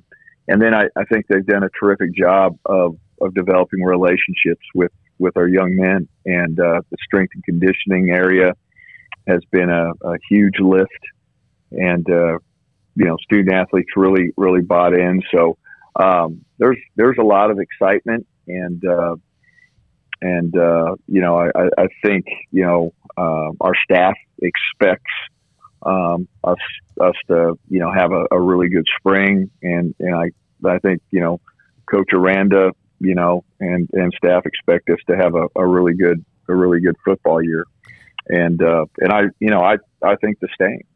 And the thing about Coach Aranda, and I mean this as a tremendous compliment to him, he continues to evolve as a head coach, and he's not the same person that he was back in January of 2020 when we hired him. He has grown so much, and knew he would, and and he'll continue to grow. He'll be 5 years from now he'll be different than he was today, and I think that's one of the special qualities about him, is he's going to continue to grow and be better each and every day, because he wants to, and he wants to learn, and he doesn't pretend to know everything and to have all of the answers. And that's an unbelievable quality, and makes it really a pleasure to be able to work with him. How proud were you last week when and it was a promotion, with what Jovan and her staff, Jovan Overshawn and her staff did with that energy, whatever it was called, those shirts that were available, the hoodie for both men's and women's basketball that kind of was under the radar. She said it was one of the most secretive, favorite things she's ever done. You might have been already gone, but how cool was that promotion? No, it was awesome. And Jovan and her creative team did an unbelievable job. We were talking, the night before it launched, or maybe 2 nights before it launched. So I was in Kansas City, but did an unbelievable job. Just proud of the way they did that, and working with the bookstore, and great response. I don't know how many times now that we've sold out of the Sailor Bear hoodie, but it's been awesome. Our fans have reacted, tremendously well to it. But great job by Jovan and her creative staff. Did you see that Draymond Green on a tweet said, "I love this Baylor basketball team," or "I love this Baylor team"? I absolutely love this Baylor team. That's from a guy that understands defense and teamwork, and I know he's a little bit on edge every once in a while. But when you see someone like that loves to play defense the way he does, and he says that about your men's basketball team, and the women, of course, play incredibly hard and well on defense as well. What does that mean when someone like that notices, if anything? Yeah, it's a great endorsement, because there's 2 things you think about when you think about him as a player, right? You think about his ability to defend, and you think about his toughness. And for him to recognize our team for its just defensive prowess, and then our toughness. And your shots don't always travel when you're on the road, but your defense and toughness can always travel, and there's never not an excuse for them to travel. And and you mentioned it, both teams, both our men's and women's teams, right? You think about 2 things. You think about them, defensively, and you think about their toughness. And so, a great endorsement. And we just got to make sure that we don't spend a whole lot of time reading that stuff, right, and believe in it. Just go out and make it happen when we have the opportunity to play on the court. Mac, I don't know if you heard this, but we finally found a controversy surrounding Jared Butler as he's playing in Hinkle Fieldhouse. He stopped Hoosiers in the first 20 minutes and hasn't watched it. Will you be arranging a rescue mission to make sure that he watches Hoosiers? Yeah, I will. I'm going to see Jared here in a few minutes for dinner, and that will be the first conversation I have with him. So the young man and I will have a little conversation about the importance of completing that mission, completing the movie Hoosiers. So he's so awesome. I'm telling you, all of our student athletes, and I would say that just as much with our women's basketball team as well. Been able to be around them over the years, and man, just blessed with great student athletes, both women's basketball and men's basketball. Mac, thanks for your time. We've got a little situation here in the studio. I thought it was where you were, like the hotel or whatever. Okay, it's gone. Did Paul spill coffee again on the? It wouldn't be coffee. Board there or what? It wouldn't be coffee. It would be something sticky, but it wouldn't be coffee. All right. Hey, good luck with all the testing as you guys continue through the week. I'll see you later in the week in Indianapolis. Thanks for your time. All right, thank you guys. Bye-bye. I think that's an ender right there. Mac Rose, Director of Athletics. The fire alarm is it in the building? Is it our bathroom? Well, this isn't good for anybody to listen to, so I think we should probably take a break. Yeah, let's just go right to the break, and we'll make up the live later. But yeah. This is SicEm365 Radio. Y'all listen up. Let me tell you something about group meals from Rudy's Barbecue. It's got all you need for all the folks you gotta feed, smoked meat, sides, and more. There's everything down to the tablecloth, just like the one that you see at the store. At a bridal shower, it's better than flowers. In a long-distance meeting, it'll pass the hours. It'll feed all the cousins at a family function. It's better than potluck at a church luncheon. Next time you need to feed 10 or more, call and order a Rudy's group meal. Next in line.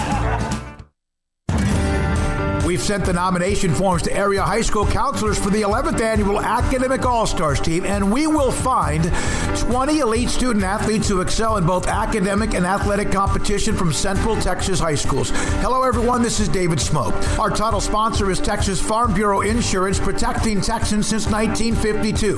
The 2021 Academic All-Stars program is also brought to you by Westdale Asset Management, Englander Design Pack, Southwest Sports Medicine, Allen Samuels, Dodge Chrysler Jeep Ram Fiat, Coca-Cola of Waco, Ray Broker Air Conditioning and Heating, Texas Sports Hall of Fame, HEB, the McLean Group, Universal Windows Direct, Rudy's Country Store and Barbecue, and the Waco Foundation are 501c3. Nomination deadlines March 31st. We'll eventually announce the team on Monday, May 3rd. Honor them at our annual banquet on Wednesday, May the 19th. It's the 11th annual Academic All-Stars team highlighting the elite student athletes in Central Texas right here on SicEm365 Radio. One size fits all. That may be all right for an adjustable belt or cheap sunglasses, but when it comes to your financial needs, no one wants a one-size-fits-all strategy. Cam Heathcott, your Edward Jones financial advisor, knows that his most important goals are yours. That's why he takes the time to understand your needs, knowing you. That's how Edward Jones makes sense of investing. Cam Heathcott, covering Conroe and Houston, 936-756-7717 or cam.heathcott@edwardjones.com. Edward Jones, member SIPC.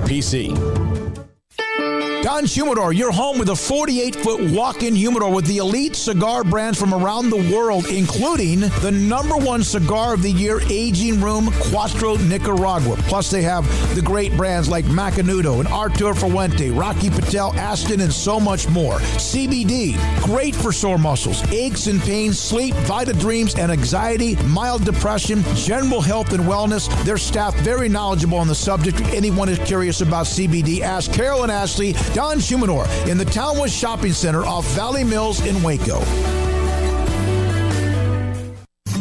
With more than 160,000 alumni worldwide and counting, the Baylor family is growing. And through the university's expanded Baylor alumni program, the family is growing closer. With hundreds of local volunteers planning events in cities and towns around the country, you can gather with fellow Bears no matter where you are. So, get connected, get something started, get involved, and make plans to get together with Baylor alumni. Visit us at baylor.edu/alumni.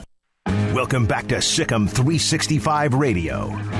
March marks 22 years for Richard Carr Motors. Celebrate with big savings going on now during the anniversary sale event. 444, SicEm365 Radio. A couple of the women's games going down in San Antonio. Second round games, North Carolina State, a #1 seed. Had a little tough game early with South Florida, the Bulls, but won by 12. Iowa hammered 4-seed Kentucky. That Caitlin Clark is good, 35 points, 86-72. Michigan, late second quarter, leads Tennessee, a 6-seed Michigan, 23-18. Toyle Wilson's on that Michigan staff, and the winner of that game, I believe, gets Baylor. And then Georgia Tech, West Virginia, they have just tipped off. Baylor and Virginia Tech tonight at 6. Now, Mark Few, the head coach of Gonzaga, we know they're good. I know that when you have a team like if you're Baylor or if you are whoever, Michigan, you feel like, yeah, you want them. Because if you're Baylor and you get Gonzaga, that means you're playing for a national title. Yep. If you're Michigan and you get Gonzaga, that means you're in the semifinals. The way I think the bracket, yeah. So, and who knows what happens this weekend, if any of them continue to survive. But Mark Few on this guard, freshman guard Jalen Suggs, who is really good, a 5-star player, former football player, and he thinks that's one of the reasons why Suggs has made the transition to Gonzaga so quickly. Everybody around him, we knew, yeah, you know what, this is somebody that values everything that we value, and he's a great talent and a great player. But the two things that really set him apart, Colin, are he's really, really coachable and just yearns to get better, and even down to the deep details. I mean, he really likes to watch film and break down stuff with us all. And then he's a ferocious competitor. I mean, he's a football player. So, you know, I know Joy will like that. And and I just tell you, having a football player, it makes for such an easier adaptation when you come in to college ball, because it's so much more physical than high school. And I mean, from day one, he was ready for that from the jump. So he already kind of had an edge on everybody. So you've won. All right, so that's Mark Few on Jalen Suggs, the freshman guard, who's very good. He's a difference maker, as they're one of course, 16 teams left in the tournament. So the Pac-12 has 4 teams, and there's 2 or 3 conferences that have maybe 2.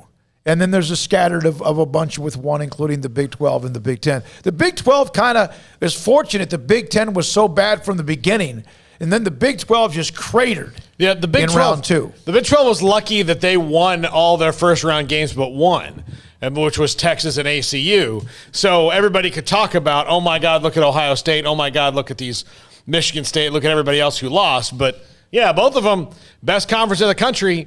And then, one each in the Sweet 16. The Pac-12, nobody talks about them, and look at them. So they're 25% of the thing. Yeah.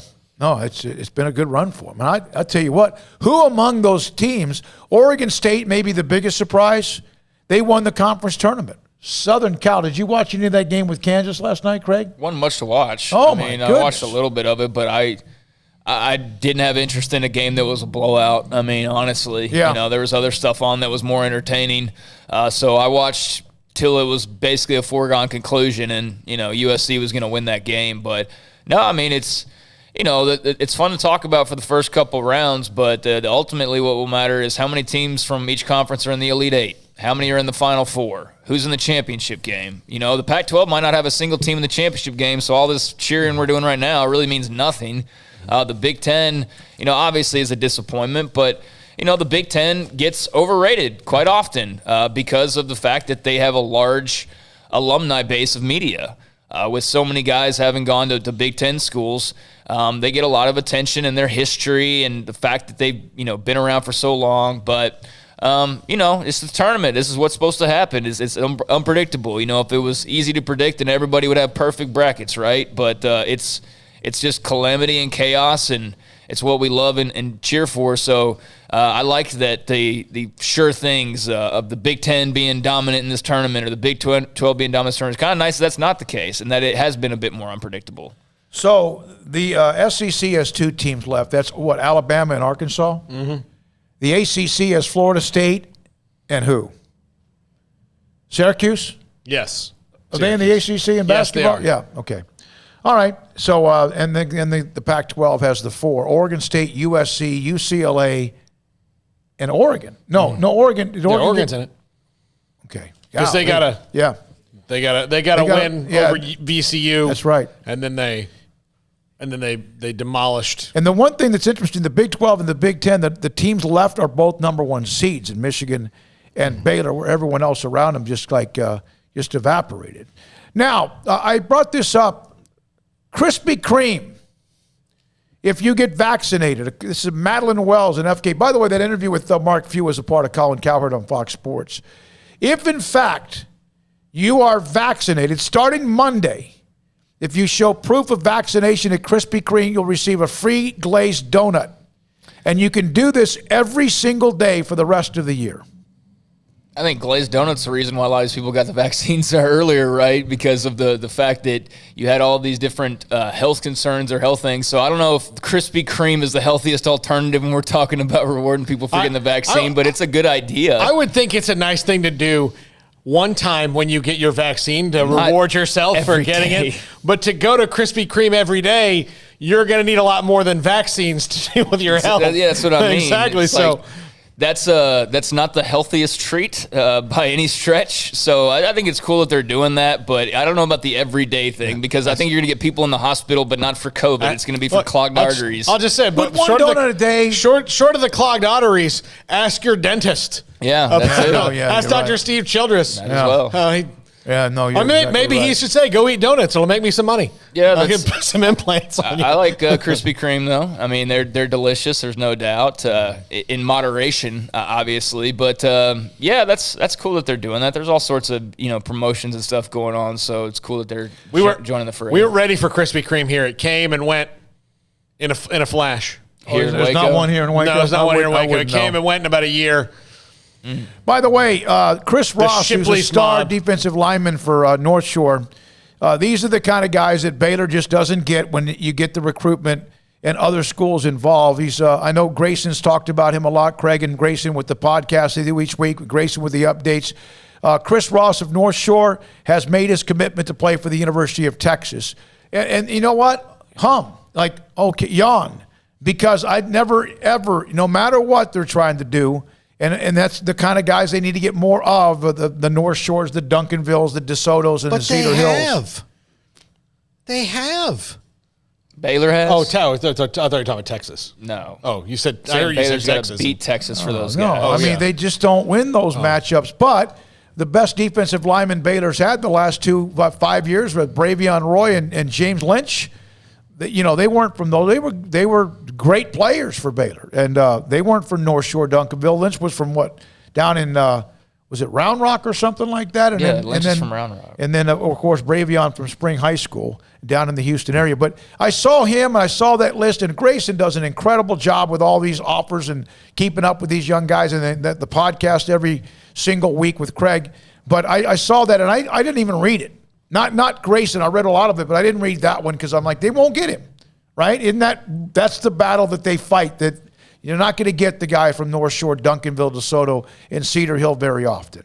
No, you're not. I'm not if you're going up against Texas for him. No. You're just not. And I say this all the time, but, Texas could be 500 for 10 years, and they almost were. I mean, basically, for as close as we'll probably see in our lifetimes, who knows? There's hopefully a long way to go. But, it doesn't matter. Like, they can be bad. They can have coaching change after coaching change. They can have school song scandal. They can have whatever, and it doesn't matter because at the end of the day, kids still grew up watching Texas and being brainwashed about Texas, and the family loved Tech. It's just so deeply embedded that it's never going to change unless Baylor or a team like a Baylor goes and actually wins something of value. And I don't mean a Big 12 title. I mean like a couple in a row like they were on their way to doing.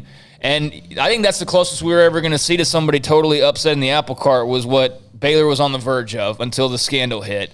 And outside of that, it's not just Baylor though. Like Texas is such a multi-pronged.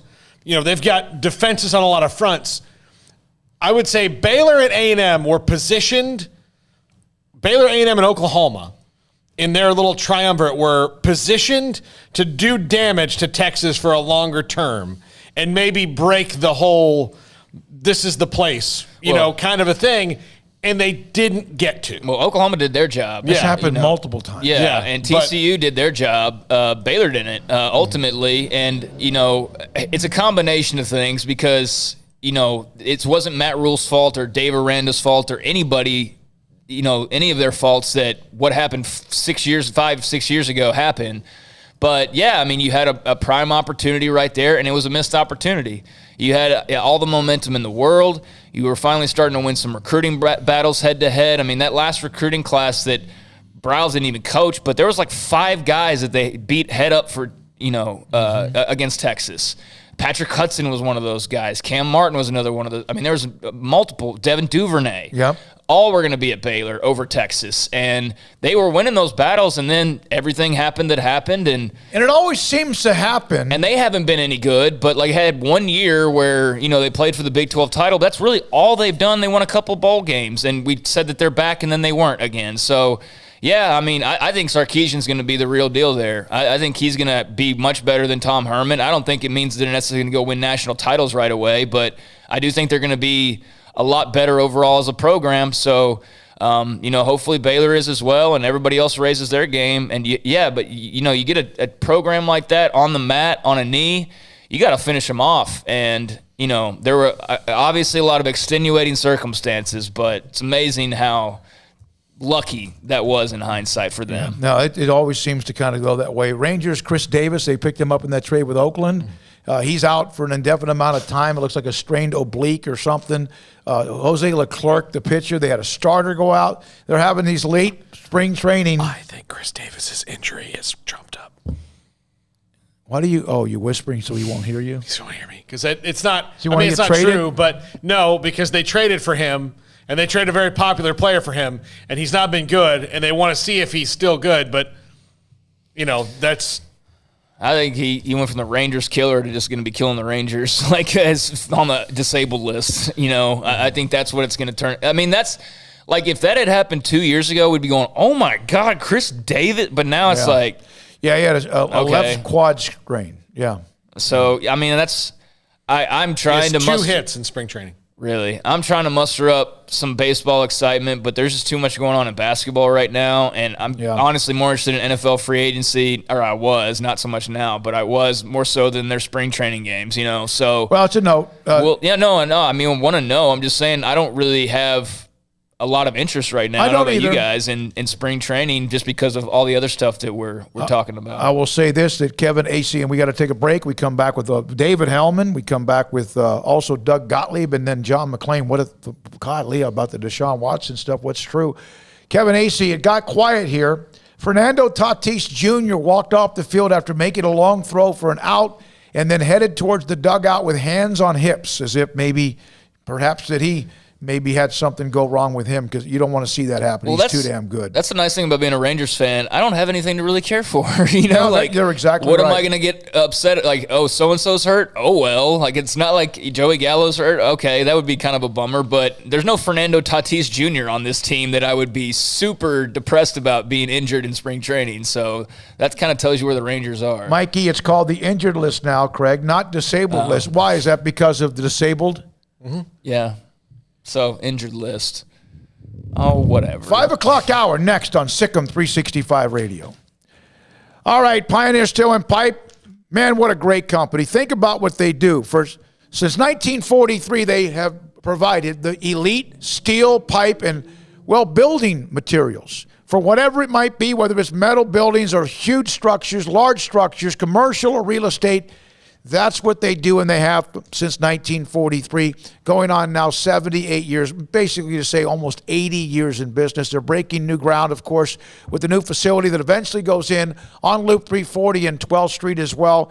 Pioneer Steel and Pipe, if you want to build or you're looking at a metal building type project, there's nowhere else you should go but to them. They've done this. They are unbelievable at it. They have basically the standard. And if you want to help, you need some help from them, they'll help you with that as well. Not with the product as well, of course they have that, but also even finding somebody to help you along the way with the project as well. Pioneer Steel and Pipe, the Pioneer Boys in Waco and Bryan, open Saturday mornings if you need, 8 until noon, pioneerboys.com. Get the vehicle you've been dreaming about at the President's Day event at Allen Samuels. The 2020 Dodge Charger SXT, ranked #1 in initial quality and driver appeal, has special values of $6,170 or 0% for 72 months, plus $3,000 in combo cash. The 2020 Dodge Charger is at the forefront of muscle car design. From the body to the wheels, it continues to impress. Visit the customer award-winning Allen Samuels, located at 201 West Loop 340 in Waco, to see the 2020 Dodge Charger SXT. See dealer for details. All offers have credit requirements. Do you or your kids get nervous about going to the dentist? Stonewood Dental, Dr. Steve Childress, he can help. I've spent a career taking care of patients who as children had bad experiences, and now they're adults that hate going to the dentist. If I get a kid at 3 years old and they come every 6 months and it's a happy experience, it's normal for them. Now they have an accident at 6 or 7 or 8 at school. Now they have a broken tooth or a trauma, and they have to come here. They're used to lights, they're used to water in their mouth, they're used to experience, they already trust us. It's amazing what we can do with that kid without it being a negative thing. But if I see a 6 or 7 or 8 year old that's never been to the dentist, and now they have a trauma or an unfortunate unexpected toothache, it's harder to do that for that kid and it not be somewhat of a negative experience. So bottom line is I try to teach kids and adults and teenagers and everybody the way I'd want my family treated, which is where it's a necessary part of life. You just take care of it. It doesn't have to be that big a deal. Learn more, stonewood-dental.com. Riverbend Liquor and Wine has their easy-to-access drive-thru open and convenient and clean in-store location on the corner of Lakeshore Drive and North 19th Street in Waco. Riverbend Liquor has the best and most extensive variety of craft beer selections in Waco, and Balcones whiskey, including single malt, pot still, baby blue, rye, brimstone, and the all-new lineage in stock. Riverbend Liquor and Wine, family-owned and operated, and a hidden gem in Waco on Lakeshore Drive and 19th Street. And find out more on Facebook and Instagram. From the first workout to the last practice, sports is an incredible challenge. Hi, this is Dan Ingham with the First National Bank of Central Texas, and we're proud to support each athlete, every parent, and our educators. From families, small businesses, to the biggest industry, we're here to help. With remarkable products like instant issue debit cards free at all of our banking centers, we've got banking ideas that fuel big dreams. The First National Bank of Central Texas. Familiar faces making local decisions. Member FDIC, Equal Housing Lender. Learning to navigate life in the COVID-19 world has been a struggle, and where and how to get tested has been one of the biggest challenges. Impact Health Labs has your answer. If you need mass testing for your office, church, dormitory, or school, Impact Health Labs is who to call. They will come to you, conduct the testing at your location, and have the test back within 24 hours. Most major insurance accepted, meaning your out-of-pocket cost is low. So no more waiting by the phone for days to find out the results. Impact Health Labs was founded by 3 Army licensed and credentialed medical professionals.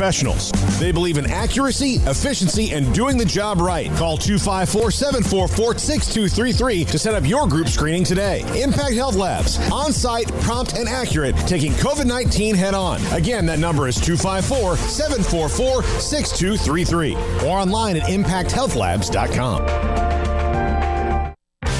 Welcome back to SicEm365 Radio. It's time for our weekly segment with David Hellman of DallasCowboys.com. Here is Pollard all the way in for 6. The 5 o'clock hour is sponsored by Edward Jones Investments with financial advisor Ben Erlinson, who'll navigate you through today's financial climate. Edward Jones, making sense of investing. Now, here's David Smoak, Paul Catalina, and Craig Smoak. 5 o'clock hour. Doug Gottlieb will join us in the next segment. John McClain, Houston Chronicle, on all what's going on with Deshaun Watson, of what to make out of all of that. We're now joined by David Hellman, DallasCowboys.com, who I saw. I love watching his timeline. Anything LSU football we know is just gone. I mean, he's out. He's out wherever he might be. But now the pressure of having to follow an LSU basketball team, which didn't come through, but they were in it and in the moment. David, is that too much pressure for you to have to deal with men's basketball too? Yeah, it's a little too much, man. I mean, like, don't get me wrong. I want LSU to win at everything, but you kind of get used to March being relaxing because, LSU has not been great at basketball for most of my adult life. So, yeah, I don't know if y'all watched the game last. It was a great game. I mean, great. Everybody hitting shots, great offense. Two really good teams going at it. But I was like, man, I get my dose of stress during football season, and then usually LSU is pretty good at baseball too. But that was a new experience for me. David, 1 week into free agency, the Cowboys. I guess the biggest splash would be Keanu Neal, who hasn't officially signed yet, but a lot of one-year deals. Do you see some more one-year deals coming maybe later this week? Yeah, I mean, for the foreseeable future, I think that's probably what you should always expect from the Cowboys is, 1 and maybe occasionally 2-year deals. I think Terrell Basham, the kind of the journeyman pass rusher, I think he signed for 2 years. But yeah, I mean, that's, the Cowboys are looking to paper over the cracks in their roster with cheap free agents and do the heavy lifting in the draft. And, you can argue about how effective that's been, particularly, the free agent part of it. The Cowboys draft really well, but I think most people would agree they have, you gotta find some success in free agency, and the Cowboys really haven't managed to do that. I am intrigued by Neal. He's not a ball hawking safety, but he's a tackle machine. He's been to a Pro Bowl. I think he's had 100 tackles or more in every season that he's, played a full year.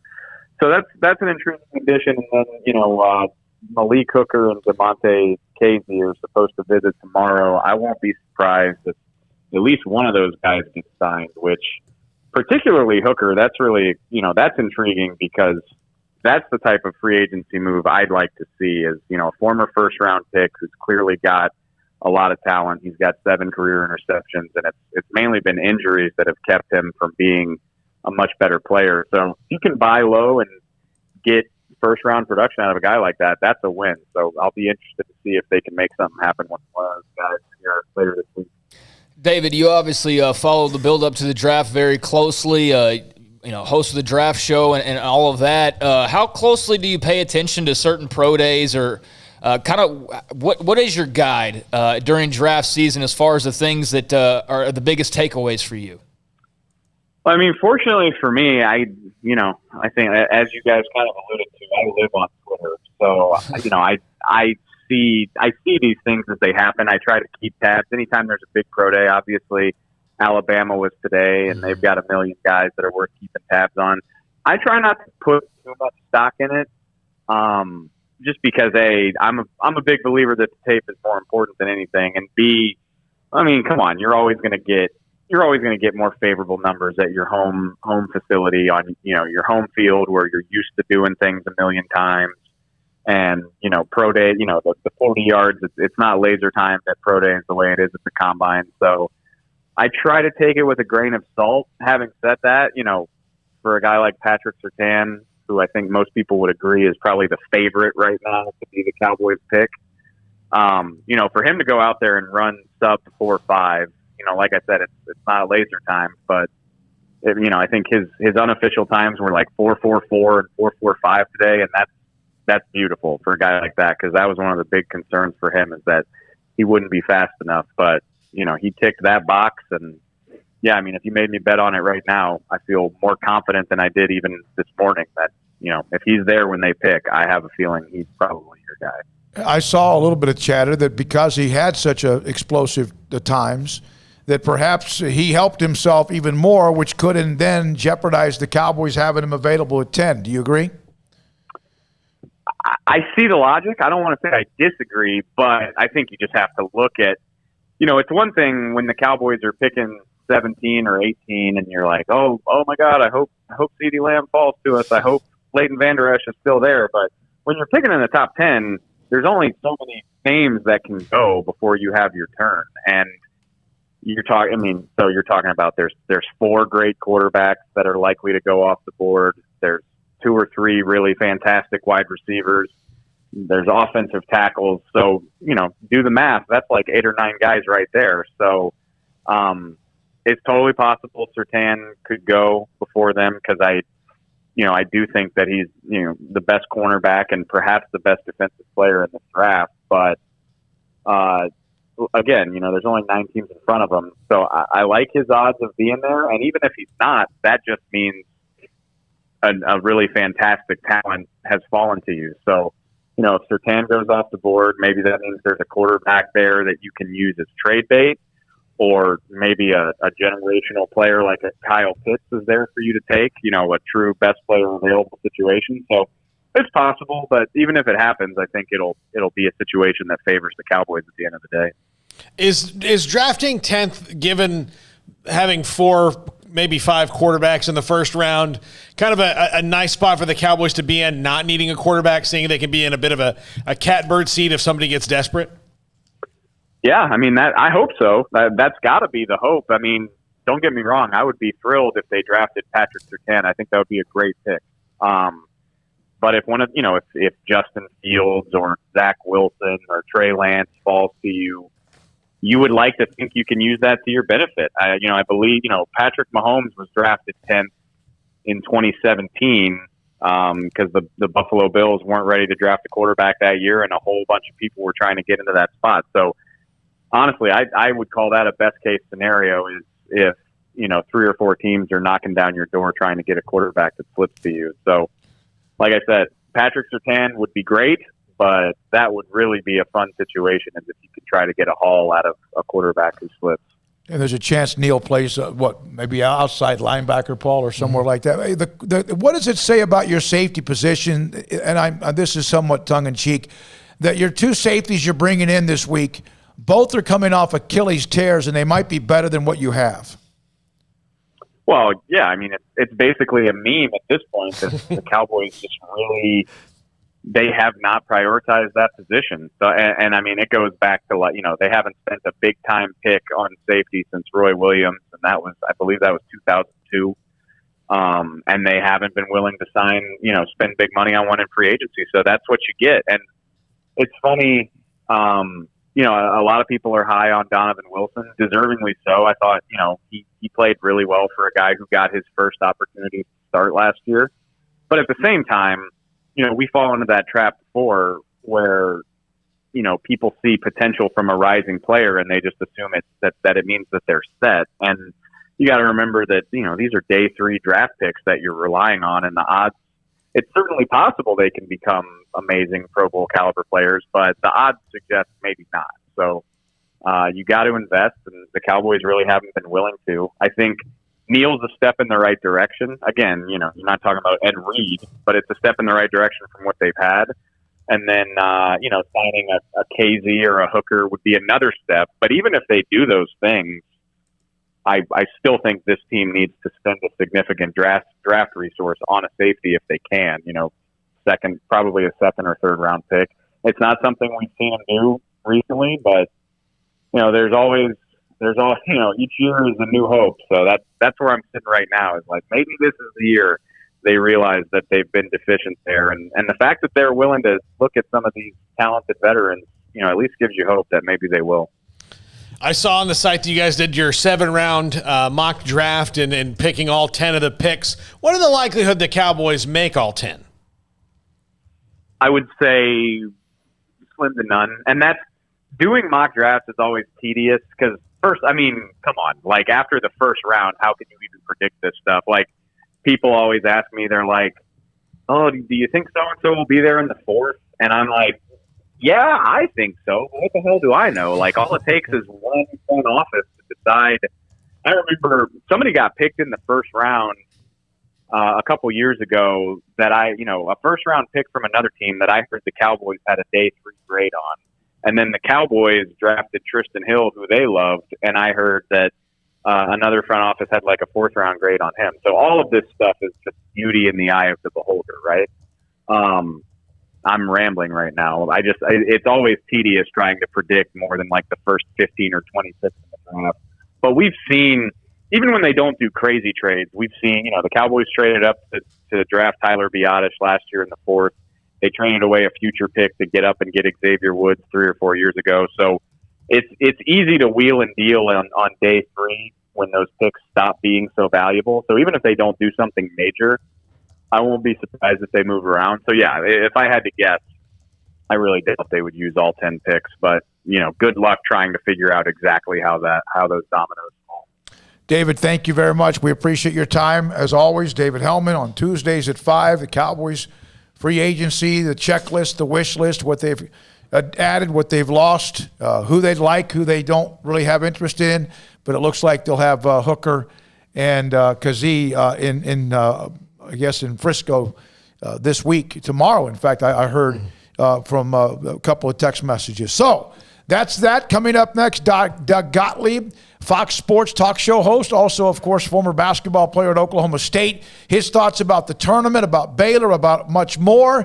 And then later on, John McClain, Houston Chronicle, will join us on the latest involving Deshaun Watson, accusations or what. This is SicEm365 Radio.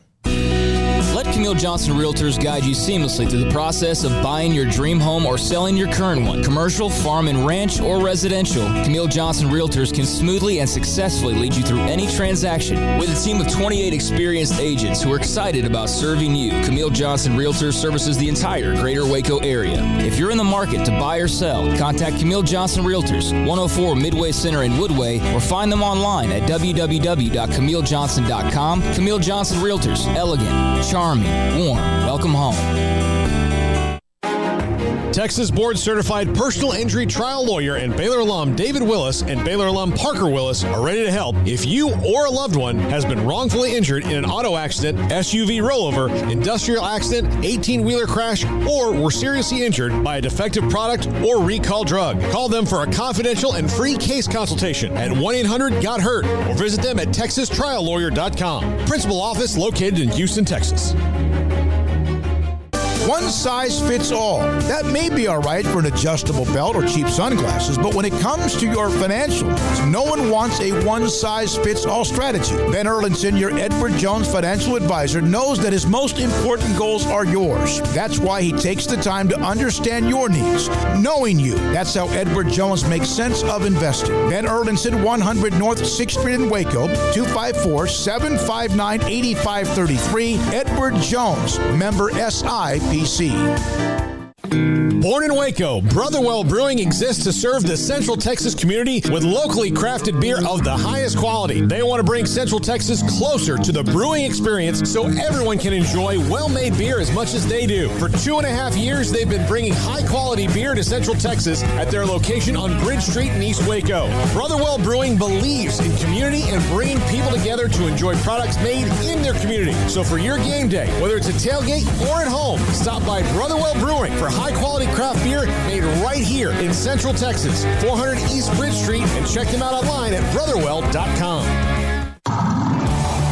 It's time to fire up the grill, heat up the oven, or get that deep fryer going to enjoy the top quality products at Waco Custom Marketplace. Order 30-pound sacks of live crawfish by 6 on Wednesday. Pick up on Friday afternoon after 2 or Saturday. Enjoy the weekend. 30-pound sacks of live crawfish available right now for $4.25 a pound. Find all the crawfish boil ingredients you need, including red beef potatoes, sausage, corn cobbettes, and Louisiana boil seasoning. Make your order for live crawfish by Wednesday at 6. Pick up on Friday after 2 or all day Saturday, and enjoy the weekend. Waco Custom Marketplace, your home for fresh baked kolache, cinnamon rolls every day. Butcher shop to cut your steaks the way you want. Fresh seafood, summer sausage, boudin, house cured and smoked bacon, spices, seasoning, soup mixes, and more, and weekly gift boxes for any occasion. Waco Custom Marketplace, 425 Lake Air Drive in Waco, or WacoCustomMarketplace.com. When we moved to Texas, we were like fish out of water. We didn't know anyone in our neighborhood until our Texas Farm Bureau insurance agent came to the house. She was so helpful and reassuring, a friendly face with that Texan hospitality I'd heard about. When we purchased a Texas Farm Bureau insurance policy, we knew we were making the right choice. We knew our family would be protected. Stop by and see our agents at one of our 3 McLennan County locations. Coverage and discounts are subject to qualifications and policy terms and may vary by situation. Welcome back to SicEm365 Radio. Are you a SicEm365 super fan? Then try out our premium subscriptions at SicEm365.com. All right, here we go. 5 o'clock hour, 5:18. Doug Gottlieb, host of the Doug Gottlieb Show on Fox Sports Radio, and obviously college basketball analyst for Fox Sports and Westwood One as well. He joins us on SicEm365 Radio. Doug, thank you very much for your time. Is a conference measured by what they do in the tournament or how strong they are throughout the year? Yes. I had an idea. I don't know how you're going to answer that, but yeah, we do really dumb things. We're just like the first day it's like, oh, the Big 12, and then Texas sucks, and the Big 10 stinks. Okay, was the Big 10 thing a little overstated? Sure, but they won a lot of games, and there's 3 of those upsets. The first night, right? Michigan State plays UCLA in the first 4. Okay? Michigan State beats UCLA. They probably win the next 2 games, right? And now it's they're like Syracuse, because UCLA's games got easier as they went in terms of the quality of competition, and they had the ball. They had the last shot of regulation. So we're sitting here and acting like they're not good. And Ohio State had the ball, end of regulation, missed a deep 3. Purdue was at the free throw line. She had to take the lead late in overtime.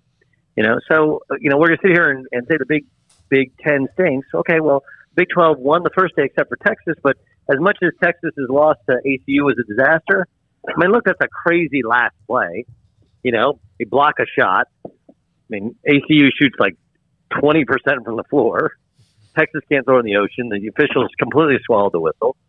And then you call a foul, which I did think was a foul, but, fighting for a loose ball at the end of the game, do we need to call that? I don't know.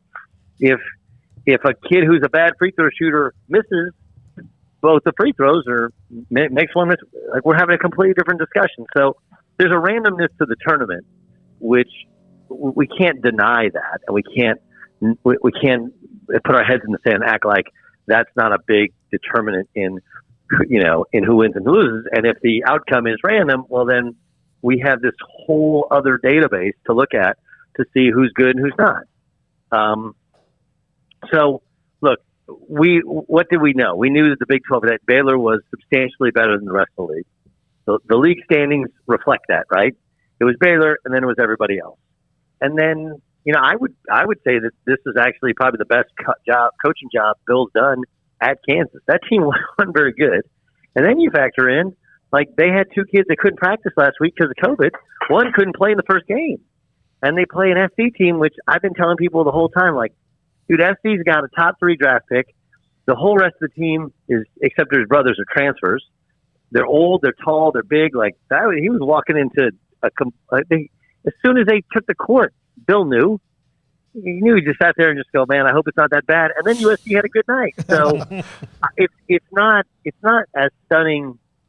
You guys watched the Big 12. Baylor was better than everybody else, right? So of course they're the last one, last true one standing. I think Oklahoma State's loss was disappointing. Some of that was matchups, but it shouldn't take away from most of the conference. I think you take both into account. That was a really long answer. I apologize. No, that's okay. No, I appreciate it. That's why I asked it. Doug, how do you feel about how the bracket has fallen for Baylor, with Villanova, and then who they could have potentially down the road? Oh, I don't think it fell their way to get. I don't want Villanova. Mm-hmm. I know they don't have a point guard, and I think Baylor wins the game, but that's not the team I want to play. If I was to pick 16 teams right now that you want to play, like Andy Katz had his top 16 list. He's out of his mind, I love Andy, but that's why he's a reporter, not an analyst. Nobody wants to play Villanova. Get out of here. Like, that culture, that program, dude, they're good. And all they know how to do is win basketball games. And they're going to spend this week going, all right, how do we figure this thing out? They're very, very good. They just don't have a point guard. That's probably going to hold them back in Baylor. And then they play what? Either Oral Roberts or Arkansas. What's interesting about that is I did a pod with Paul, and we talked about Baylor and what that was like and how Scott got it going. And really, it'll drop tomorrow. It's called All Ball. So if anybody's listening and they like podcasts, download that sucker tomorrow morning. I'll drop it on it's on the Herd Podcast Network, or on just anytime you download a podcast, check out All Ball. Paul's awesome. He probably spent an hour and 20 minutes. We told his story about growing up in Houston and get how he got to Baylor. And it's really, I don't know how well you guys know the story. It's really good. And anyway, so they could beat Arkansas. They were up on 12 on Arkansas in the first half when they played earlier this year. Now, they're different teams. I do think Arkansas, they have the weaponry to score with Baylor. I mean, the difference in this team and everybody maybe outside of Gonzaga is they can put 4 or 5 guys out there that can score.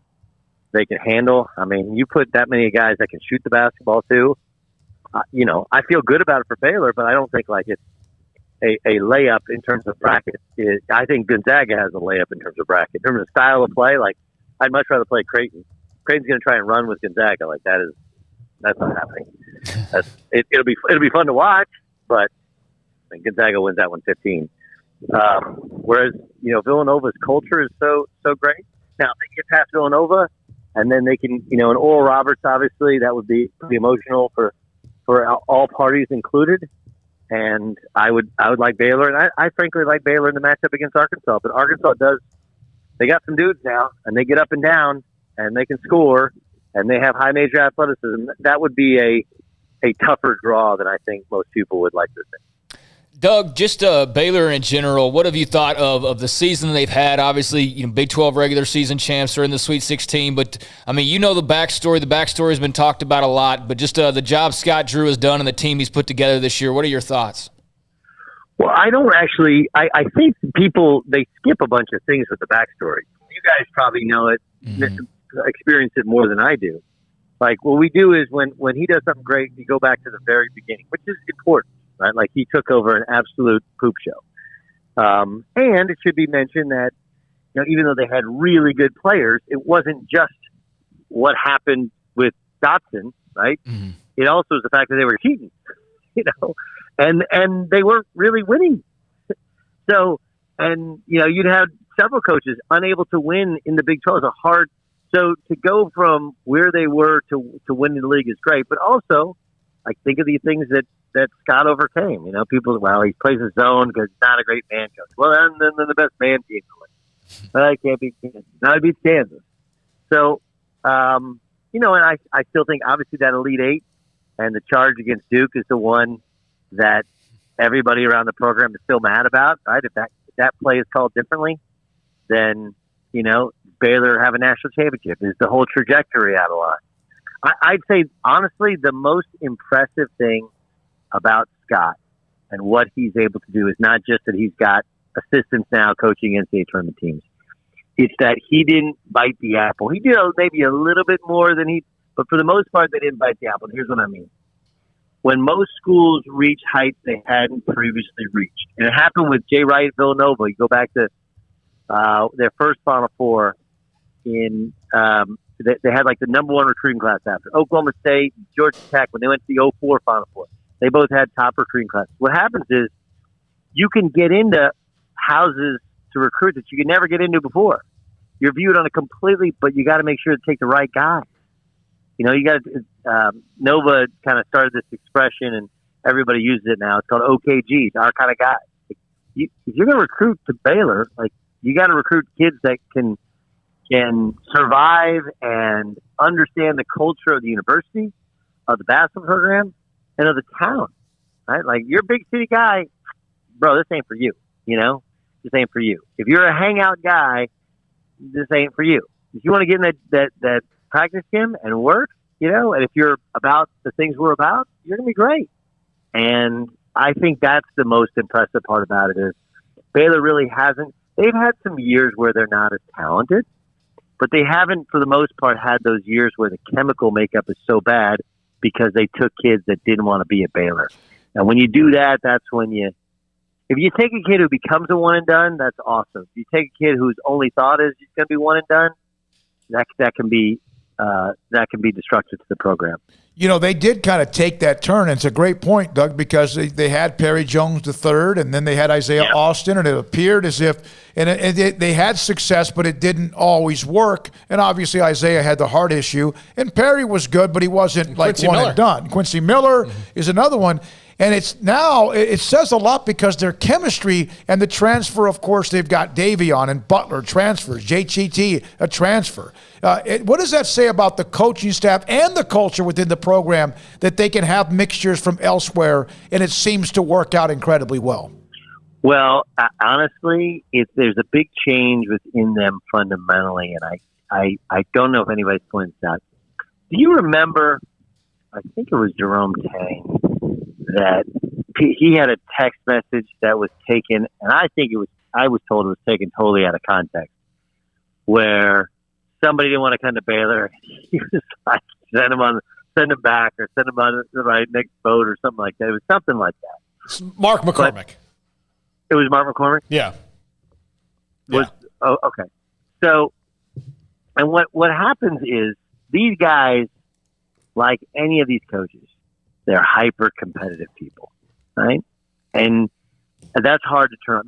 But what you learn the longer you go, and this was kind of the secret of Oklahoma State was, the reason that Eddie Sutton and Sharon Sutton and Paul Graham, they got so many bounce back recruits. That means a kid you recruit initially, goes somewhere else, and then when he transfers back to Oklahoma State. I go and look, and Brooks Thompson from Texas A&M, and Sean Sutton was a transfer, and Brett Robish was a transfer, and I was a transfer, and I mean we always had half the team transfers from other places. But what they would do, and then Baylor does this now, is you recruit the hell out of them, and you sell your program, and then when he decides to go somewhere else, you're like, hey man, listen, you have a great career.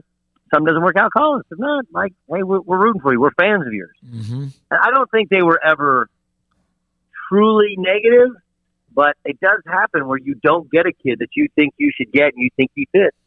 And, you kind of like turned off by the kid, and you let the kid and the family know you're turned off. I think they've improved that. as well as the fact that now you're putting guys in the pros. You got a culture that everybody likes. You got a coach that seems like the dude you want to play for. I think that helps. All of those help you get those transfers. And then once you get a transfer, like the ones they have taken for the most part aren't the guys that are the wayward soul. You know, when you get a guy that's been at like he's at his third or fourth school, like there's a reason he's at his third or fourth school, and they're just there, you know, to try and hey, I just want to latch on and go to one NCAA tournament and get that NCAA tournament watch and get out of it. Right? They've taken guys that transfer in because for whatever reason the first place didn't fit, and they want to come in and ball out and prove that first place was wrong and that they're right. So they've taken everybody takes transfers. You got to take the right kind. They've taken the right kind. Change the subject a little bit. What would you do if you were Indiana?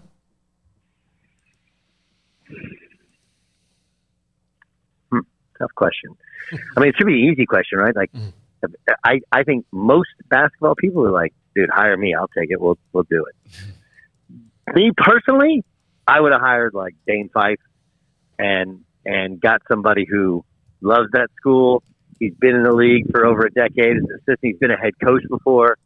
Like, I think you can save some money that way. You can spend it on the rest of the staff. You know, to me, that's what I would do. But when you have a new AD, you have a school like Indiana, they're all big game hunting. I mean, the Scott thing would work and be fine, but I also would tell you that I'd probably do Porter Moser if I could. I mean, he's in the Midwest. You know, is it the greatest style in the world to watch? No. Will it work? Absolutely. The guy, I mean, what he did to Brad Underwood and to Illinois was a coaching clinic. I felt like I got to Venmo him. It was so good, and it's just you know, all of their rules and all the way they play defensively, and they pitched a near perfect game. But I mean, you know, all these guys can do it. It's just more, what do you want to be? Do you want to be a program that recruits the top end kids? Do you want to be a team that plays fast? I mean, look, Nate Oates would be amazing. Nate Oates was a high school coach 7 years ago in Romulus at Michigan, so he'd give you ties to the Midwest in terms of recruiting. He's obviously shown he can coach. You know, he doesn't mind the pressure of replacing a Bobby Hurley at Buffalo. And do I think Scott would do a good job? I think Scott would do a great job. But I don't know. I don't know why Scott would have to leave. That's the big. He built it from scratch. It's his place. He can have a bad year or two. Nobody's going to run him out of town. You know, you don't have to cheat. You just, you know, by now you're.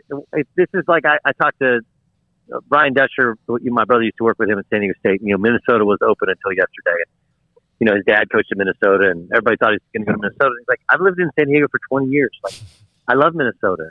It'll always be like my hometown, but this is my home, and that's the same thing for Scott. Like, I'm sure he loves Indiana, but he's been in. Yep. How long has he been in Waco? Since 2003. Yeah. Yeah.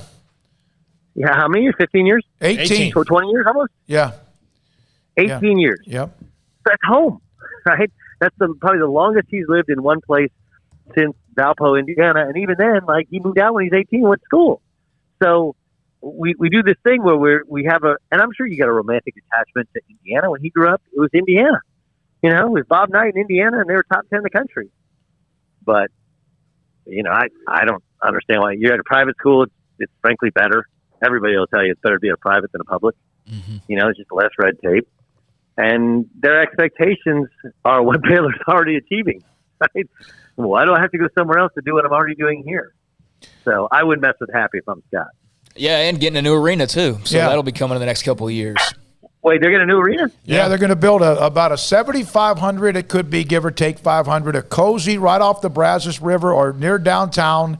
That's going to be like a field house type atmosphere. And it's that's awesome. Oh, I know. That's awesome. Yeah. That's awesome. 7,500, that's like magic to my ears. Yeah. You know? I mean, have you guys should go, if you're ever in Chicago, go to Northwestern. Northwestern had the worst arena, one of the worst arenas in the country, but the worst high major arena. It's called Welsh Ryan. It's basically a glorified high school gym. And they had a bunch of money, and to redo it, I think they may have even taken out seats.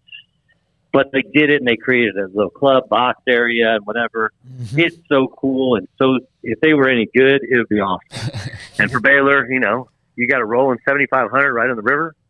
That's money. That's big time. The problem is they all say like, well, we can make back some of this money if we just, make it a little bit bigger. And look at Gallagher-Iba. Like, it was 6,300 seats. It was perfect.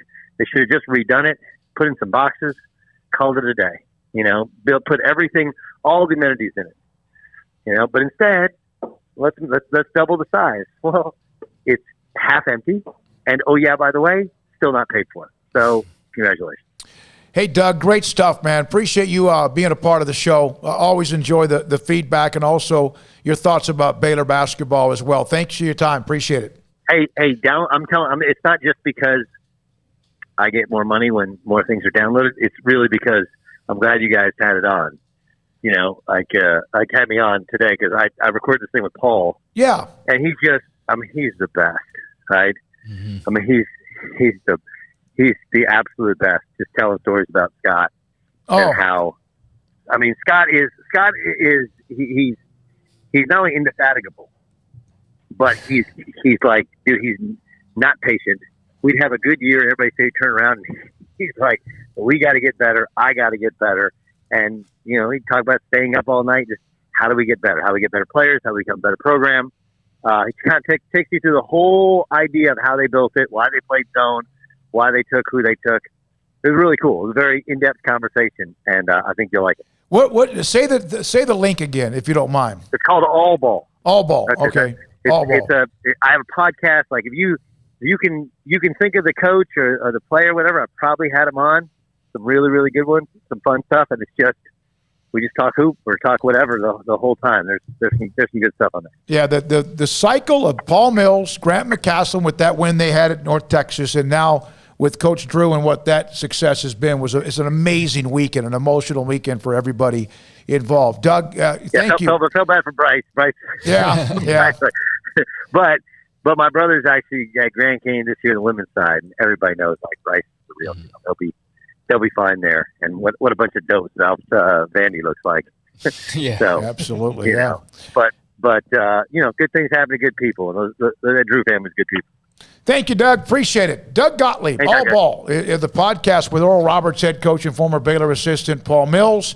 His thoughts about the tournament, about what Baylor's done and how they've turned where they are now as a program. And how about that? He didn't know about the field house because really not a lot of people do unless you're a part of that inner circle. That's why I brought it up. And it's still not quite. Yeah, thank you for doing it because he'll use that. And he'll use that now when they discuss, someone calls up and says Indiana or whatever else. Well, he now knows about the field house. I did see someone post this on Uptempo. No. I got to say the word indefatigable because I want to be the second person on this radio show to have ever said that word. I'm not going to try because I'll end up saying something about crawly legs or something like that. So, indefatigable. That's one of the best descriptors of Scott Drew. Indefatigable? Indefatigable. So, like, fatigable is like fatigue. So, indefatigable. Okay. You can't tire them out. Yeah, that's good. That's what the word means. I was trying to get the word that was in there, Paul. Okay. Indefatigable. I know you knew that. And I now spell it, right? I'm sure it's not bad. It's not bad. When we come back, John McClain on Deshaun Watson and much, much more. That was good stuff from Doug Gottlieb. And, yeah, he went back to some of the things that occurred. And I know sometimes Baylor fans get a little bit on edge. It's part of the story. Will always be a chapter. But he was talking about now, but how, in fact, they changed their philosophy and what they were doing. Mark Moreland, by the way. Moorfield, excuse me, was the assistant coach you were bringing up. This is SicEm365 Radio. With so many companies and policies out there, it gets so confusing shopping for insurance, and I never know if I'm getting the policy that's right for me. Luckily, I met the team at the Niche Group Insurance Agency. With the Niche Group, you can go to one company and get access to coverage options from many insurance carriers, and you get to speak to a real person about your specific coverage needs. With the Niche Group, I know I'm getting the right coverage at the right price. If you need insurance, talk to the experts at the Niche Group at 1-800-258-8302. Southwest Sports Medicine and Orthopedics, the team physician of Baylor Athletics. Our doctors specialize in the diagnosis and treatment of any and all sports-related injuries. Celebrating over a decade of service in Central Texas, our doctors are equipped to handle a wide range of issues, whether it's your foot or ankle, orthopedic spine care, your hand or wrist, knee and shoulder pain, or if you're in need of our arthritis or total joint clinic. Come see us at the new Baylor Scott and White Ted and Sue Getterman Sports and Orthopedic Center. Trusted doctors at Baylor trust Southwest Sports Medicine and Orthopedics. Our goal is to get you back in the game. Dodge Journey is the best value available in third-row seating vehicles on the market. Allen Samuels President's Day event is going on now with deals on the 2020 Dodge Journey. Values up to $6,500 or 0% for 72 months, plus $2,000 in combo cash. Or check out the 2020 Jeep Renegade Latitude with total values of $6,750 or 0% for 72 months, plus $2,500 in combo cash. Located at 201 West Loop 340 in Waco, Allen Samuels is your friend in the car business. See dealer for details. All offers have credit requirements.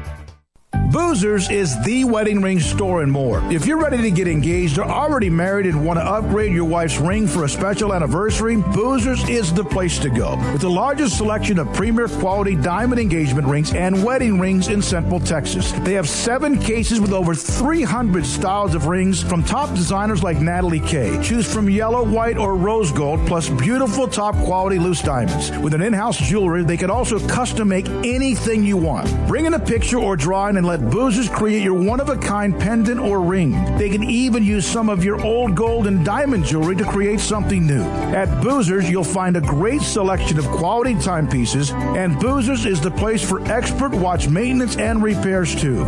They specialize in expert Rolex watch repair for fine jewelry, watches, custom work, and more. Go to Boozers on Valley Mills and Lake Air Drive in Waco. Boozers, the wedding ring store and more.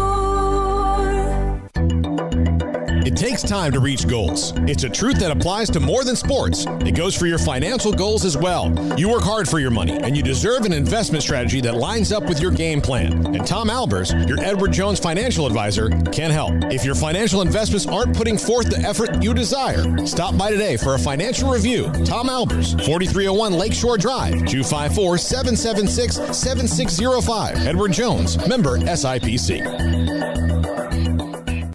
Did you know that 1 out of every 4 men have symptomatic low levels of testosterone and don't even know it? And if you think you're too young to worry about it, guess again. Low T levels can make you feel tired and grumpy, cause weight gain, and wreak havoc on your sexual desire and performance. Petty Clinic Low T can set up same-day blood screening and results, so if you're tired of being tired, I challenge you to man up and Google search Low T Waco or go online pettycliniclowt.com. It's a private clinic with an atmosphere catering to men.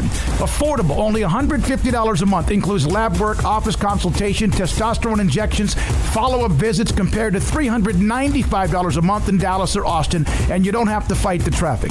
Petty Clinic Low T as board-certified physician consultations will provide the best form of brand-strength testosterone available. Contact Petty Clinic Low T today, just off Highway 84 and Old Hewitt Drive in Woodway. Petty Clinic Low T, helping men become the high-performance men they deserve to be. PettyClinicLowT.com or Google search Low T Waco. Welcome back to SicEm365 Radio. It's time for our weekly segment with John McClain of the Houston Chronicle, brought to you by Pioneer Steel and Pipe, where customer service is their main focus, and best in metal, steel, and pipe for large or small projects, with 2 locations in Waco and Bryan. Family owned and operated since 1943. Baylor women tonight, 6 o'clock, Virginia Tech. They'll get the winner of Michigan and Tennessee. Michigan up 13 over the third-seeded Tennessee Lady Vols with 3:17 left in the fourth quarter. Also, West Virginia down 12, third quarter to Georgia Tech. Baylor and Virginia Tech tonight at 6. We're joined by John McClain, Hall of Fame writer, Houston Chronicle. John, I can't even imagine how you are trying to track down so many things that have been said, alleged, whatever. I know Rusty Hardin or whoever spoke today with Deshaun Watson or for Deshaun Watson. How are you trying to put your arms around all of this? We have a news side reporter that's covering the Watson story. It's up to 16 lawsuits as we speak. I write columns about it. I don't take sides because only 2 people know what happened, and that would be Watson and his accuser. In every situation, it's one-on-one. He said, she said, but there's a pattern to every lawsuit. We have on our website, HoustonChronicle.com and TexasSportsNation.com, every lawsuit, and it's just amazing what's in those lawsuits. Now, Washington deserves to be innocent until proven guilty, and the women deserve to be heard, as does Watson. But I can tell you what it's done. It has destroyed the Texans' chances of getting 3-1s, 2-2s, and a starting defensive player by the start of the draft on April 29th. Has it destroyed their chances of trading him reasonably at all until this is over? Well, this thing's not going to be over for a long time, Paul. The wheels of justice turn very slowly, and then the NFL investigation turns even slower. And there might be a team out there that says, okay, we don't care. I can't imagine there's a team. And we'll try to lowball them before the draft, and we'll tell them we'll take on this problem. But you don't know. He could be put on the commissioner's exempt list, which means he couldn't play, but he'd get paid until the investigation is complete. He could be exonerated by the investigation. Tony Busby, the plaintiff's lawyer, he wants the police to file criminal charges. He wants the district attorney to impanel a grand jury. Just because he wants it doesn't mean it's going to happen. Watson's attorney, Rusty Hardin, has denied it. And one of the problems, according to Rusty Hardin, the 16 suits, and this is strategy by Tony Busby, a high-powered, high-profile Houston attorney, they're not giving any names. It's all Jane Doe's. And that's hard for the defense to check them out if they don't know who they are. And so it's the two Houston heavyweight attorneys going at it with the accusers and Watson caught in the middle. And I just don't think this will be resolved for months. And there's no way they can trade him like they wanted to by the start of the draft. And then if you wait till, say, afterward, 5 teams will have gotten quarterbacks in the first round, and they're not going to be interested. You know, the idea was to take the Jets and the Dolphins, 2nd and 3rd picks, maybe Carolina, Denver, 8 and 9, 49ers, 12, Bears, 20, and just let them all see who could come up with the best package. I thought all along that would have been the Jets or the Dolphins. That's the only way they can be guaranteed of getting another franchise quarterback to sell to the fan base. But right now, I just don't see another team doing it. Everybody I've talked to from teams that I know are interested, put everything on hold to see what happens. So John, yeah, it's just a waiting game now at this point, right? I mean, basically it's a waiting game for everybody wanting to see some type of a resolution one way or the other. Well, Craig, I'm sure that the plaintiffs would like for Watson to reach settlements. These things very seldom go to court. They're all civil cases right now, but which Rusty Hardin admitted in his release today that the first defendant tried to get $30,000 and they said no, that was blackmail. And I wonder what happened if he had paid the $30,000, because what he did that I think was strategically bad was last Tuesday night he put out a statement ripping the attorney, a publicity-seeking attorney, meaning Tony Busby. And Busby has lashed back with a new salvo every day. And right now he's winning that battle in the court of public opinion. But, Rusty Hardin's not going to take it lying down, but he's got to get more information. It's hard to get information when you don't know who the accusers are. Yeah, it's just weird deal. It really is. It really is. The timing of it's weird, and you always want to have and give somebody the benefit of the doubt. We want to give somebody that either side proven whatever. But golly, in this day and age of America, where we just go at it, it's a story. Have you got a guy who's been accused by 20 plus women? It's a story. But it's local, national. It's 24/7, and as I keep telling people. Some people think the Texans are behind it. I said, so let's see. They thought they could get 3 1s, 2s, and a defensive starter and a franchise quarterback included in there to start their rebuild, and they have just torpedoed it just to get back at Watson? Absolutely not. Yeah, I mean, what just to convince him to stay? Like, we can't trade you now. That wouldn't convince him to stay. He's already said he's not coming back here. They're terrible. You know, the only way he's going to get – the only way I could see him reporting to the Texans if he had needed the money. He needed his $10.5 million base salary, and he couldn't afford to sacrifice a big portion of it while he held out because he spent so much in settlements. But then he can come back at the start of the season when they start to get paid and have a mysterious back helmet and never be able to play. And if he still wants to be traded, you know, he's going to not want to risk an injury with a roster that's basically been turned over, and they've gotten rid of quite a few players that he was close to who were starters. So it just makes no sense. I don't believe he'll ever play here again. I just don't know when they will trade him. Maybe somebody will lowball him by April 29th, but I can't imagine a team would want that on its conscience, considering how many people would blast that team before this was all resolved. John, thoughts on the NFL's new TV deal and all the money that's going to be pouring in from that bad boy? Well, that's the way it is every time they do an extension. They got Amazon to pump in billions and billions for a Thursday night package. We knew that was coming. They won't get all the money like right away. They'll stair step it. Last year, I think each team got $295 million in TV money. So that helped offset the loss of ticket sales and concessions and parking and all that. It's great to be an NFL owner, and when they put teams on the market, which isn't often, that's why they bring multiple billions. And right now, you know you've got a TV deal set for 11 years. It has it out in 7 because maybe the climate has changed, and there's even more and more billions to be made after 7 years. John, they did it one way for so long with the Sunday ticket and all that. Is all that essentially going to be housed on the individual apps now? You can just go to the app and go to that game that you were out of market?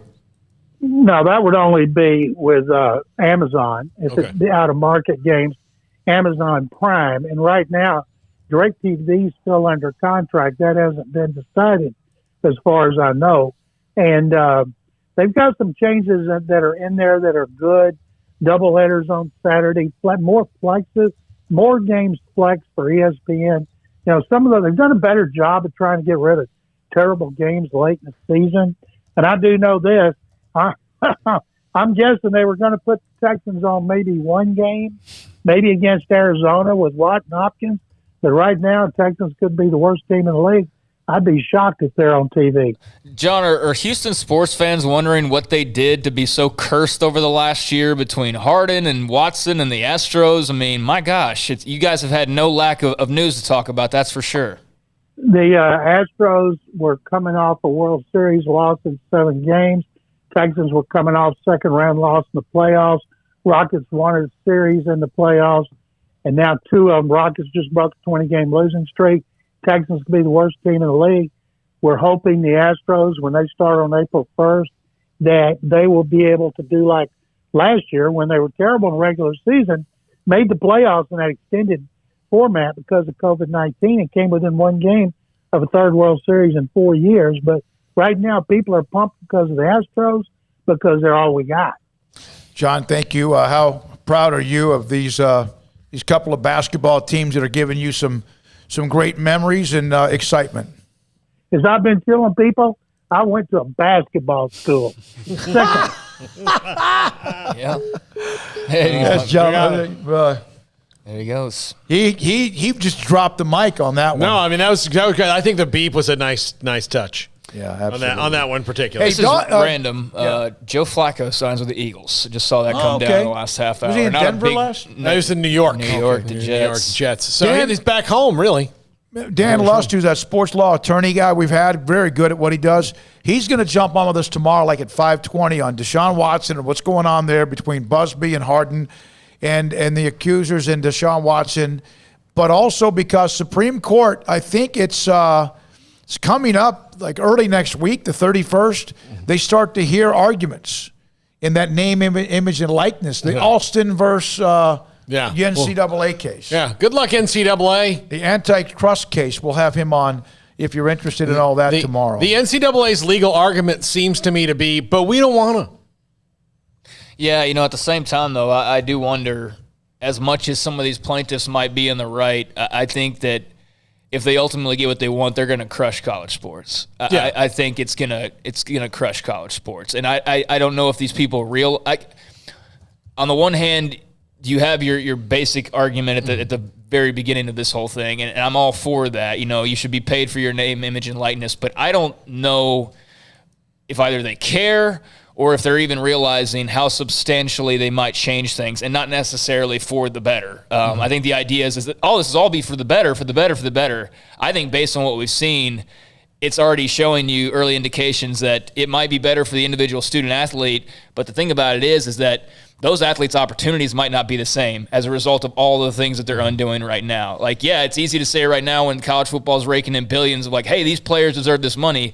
Well, what if college football is not college football in 5 years because of what you did to it and making those arguments, and that money's not what it was at one point in time? I don't know that they're thinking down the road as much as they probably should. And they're definitely not. The NCAA's not, because they weren't even looking at this point, even though it was staring them straight in the face for 5 years. Yeah, I just watched a documentary called The Last Blockbuster about how Blockbuster Video went out of business. And the biggest thing they say was Netflix. It wasn't Netflix.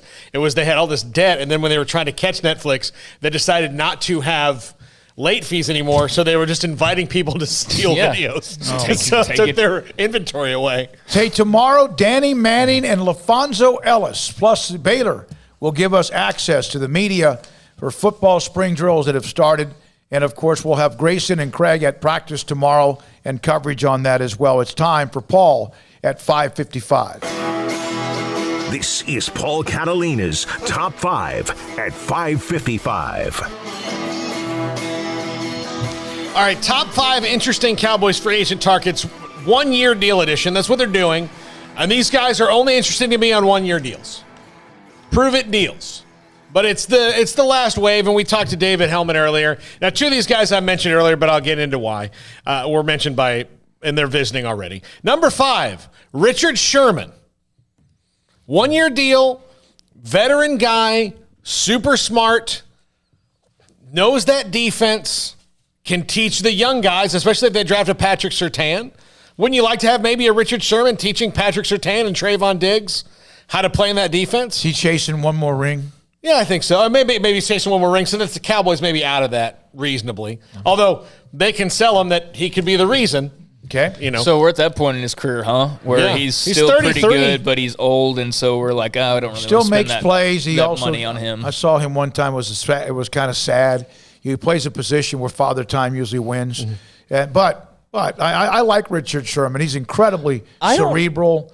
I don't know how he would fit in with the culture of the Cowboys, though, just because he doesn't strike. I think people probably incorrectly say that he's like a me guy or that he's like super like that. It's just because he's outspoken, though. He's not necessarily a me guy. I don't know. I don't know if I don't see him as a Cowboy. He would either be a perfect fit because we don't realize why he would be, or what you're saying. Clash of styles, yeah. Okay, all right, number 4, KJ Wright, another former Seahawk here, knows the Dan Quinn defense. They need linebackers. He's in his 30s, and again, a 1-year deal. They have Jalen Smith and Leighton Vander Esch right now. If they can get him on a good deal, KJ Wright would be a great fit for them while they bridge it to the draft. Number 3, Demontre Kazee. He's going to visit. Also knows the Dan Quinn defense. Torn Achilles. Yeah, torn Achilles, 1-year deal. Malik Hooker, number 2.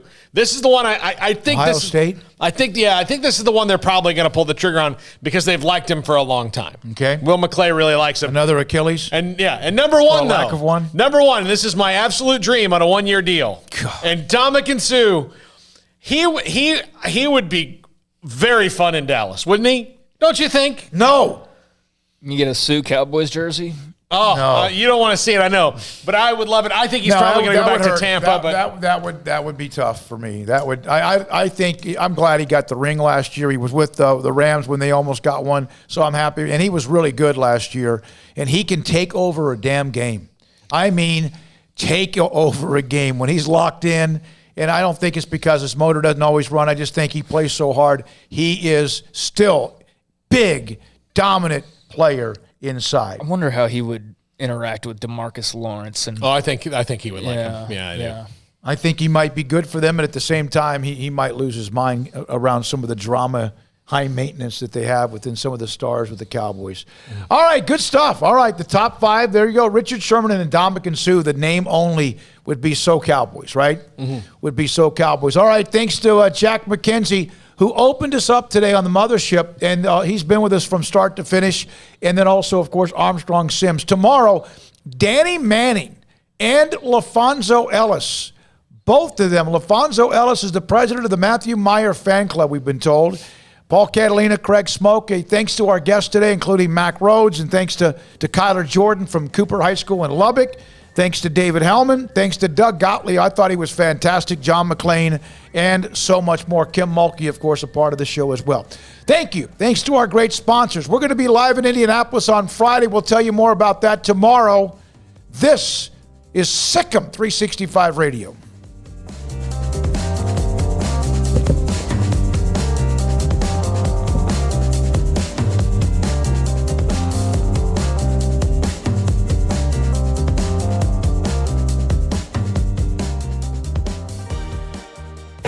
At Baylor University, students find their place to shine.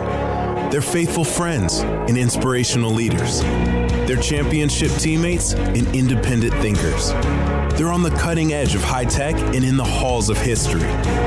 If you want to make the world a brighter place, you can. And if you want to shine in your own way, you can. The spark you need is already inside you. Bring it to Baylor, where lights shine bright. Ideal MRI is a small family business right here in Central Texas. We're open to support you while lowering the cost of healthcare bills. When you need an MRI, ask your doctor for an Ideal MRI. Visit us at idealmri.com or call us at 833-IDEAL-MRI. At Marco's Pizza, get craveable pizza made the Italian way with dough made from scratch, an original sauce recipe, 3 fresh signature cheeses, and premium toppings you love, served hot and safe. Right now, you can get unlimited medium one-topping pizzas for just $6.99 each. Why stop at just one? Order with your app or at marcos.com for curbside, carryout, or delivery today. Marco's, pizza lovers get it.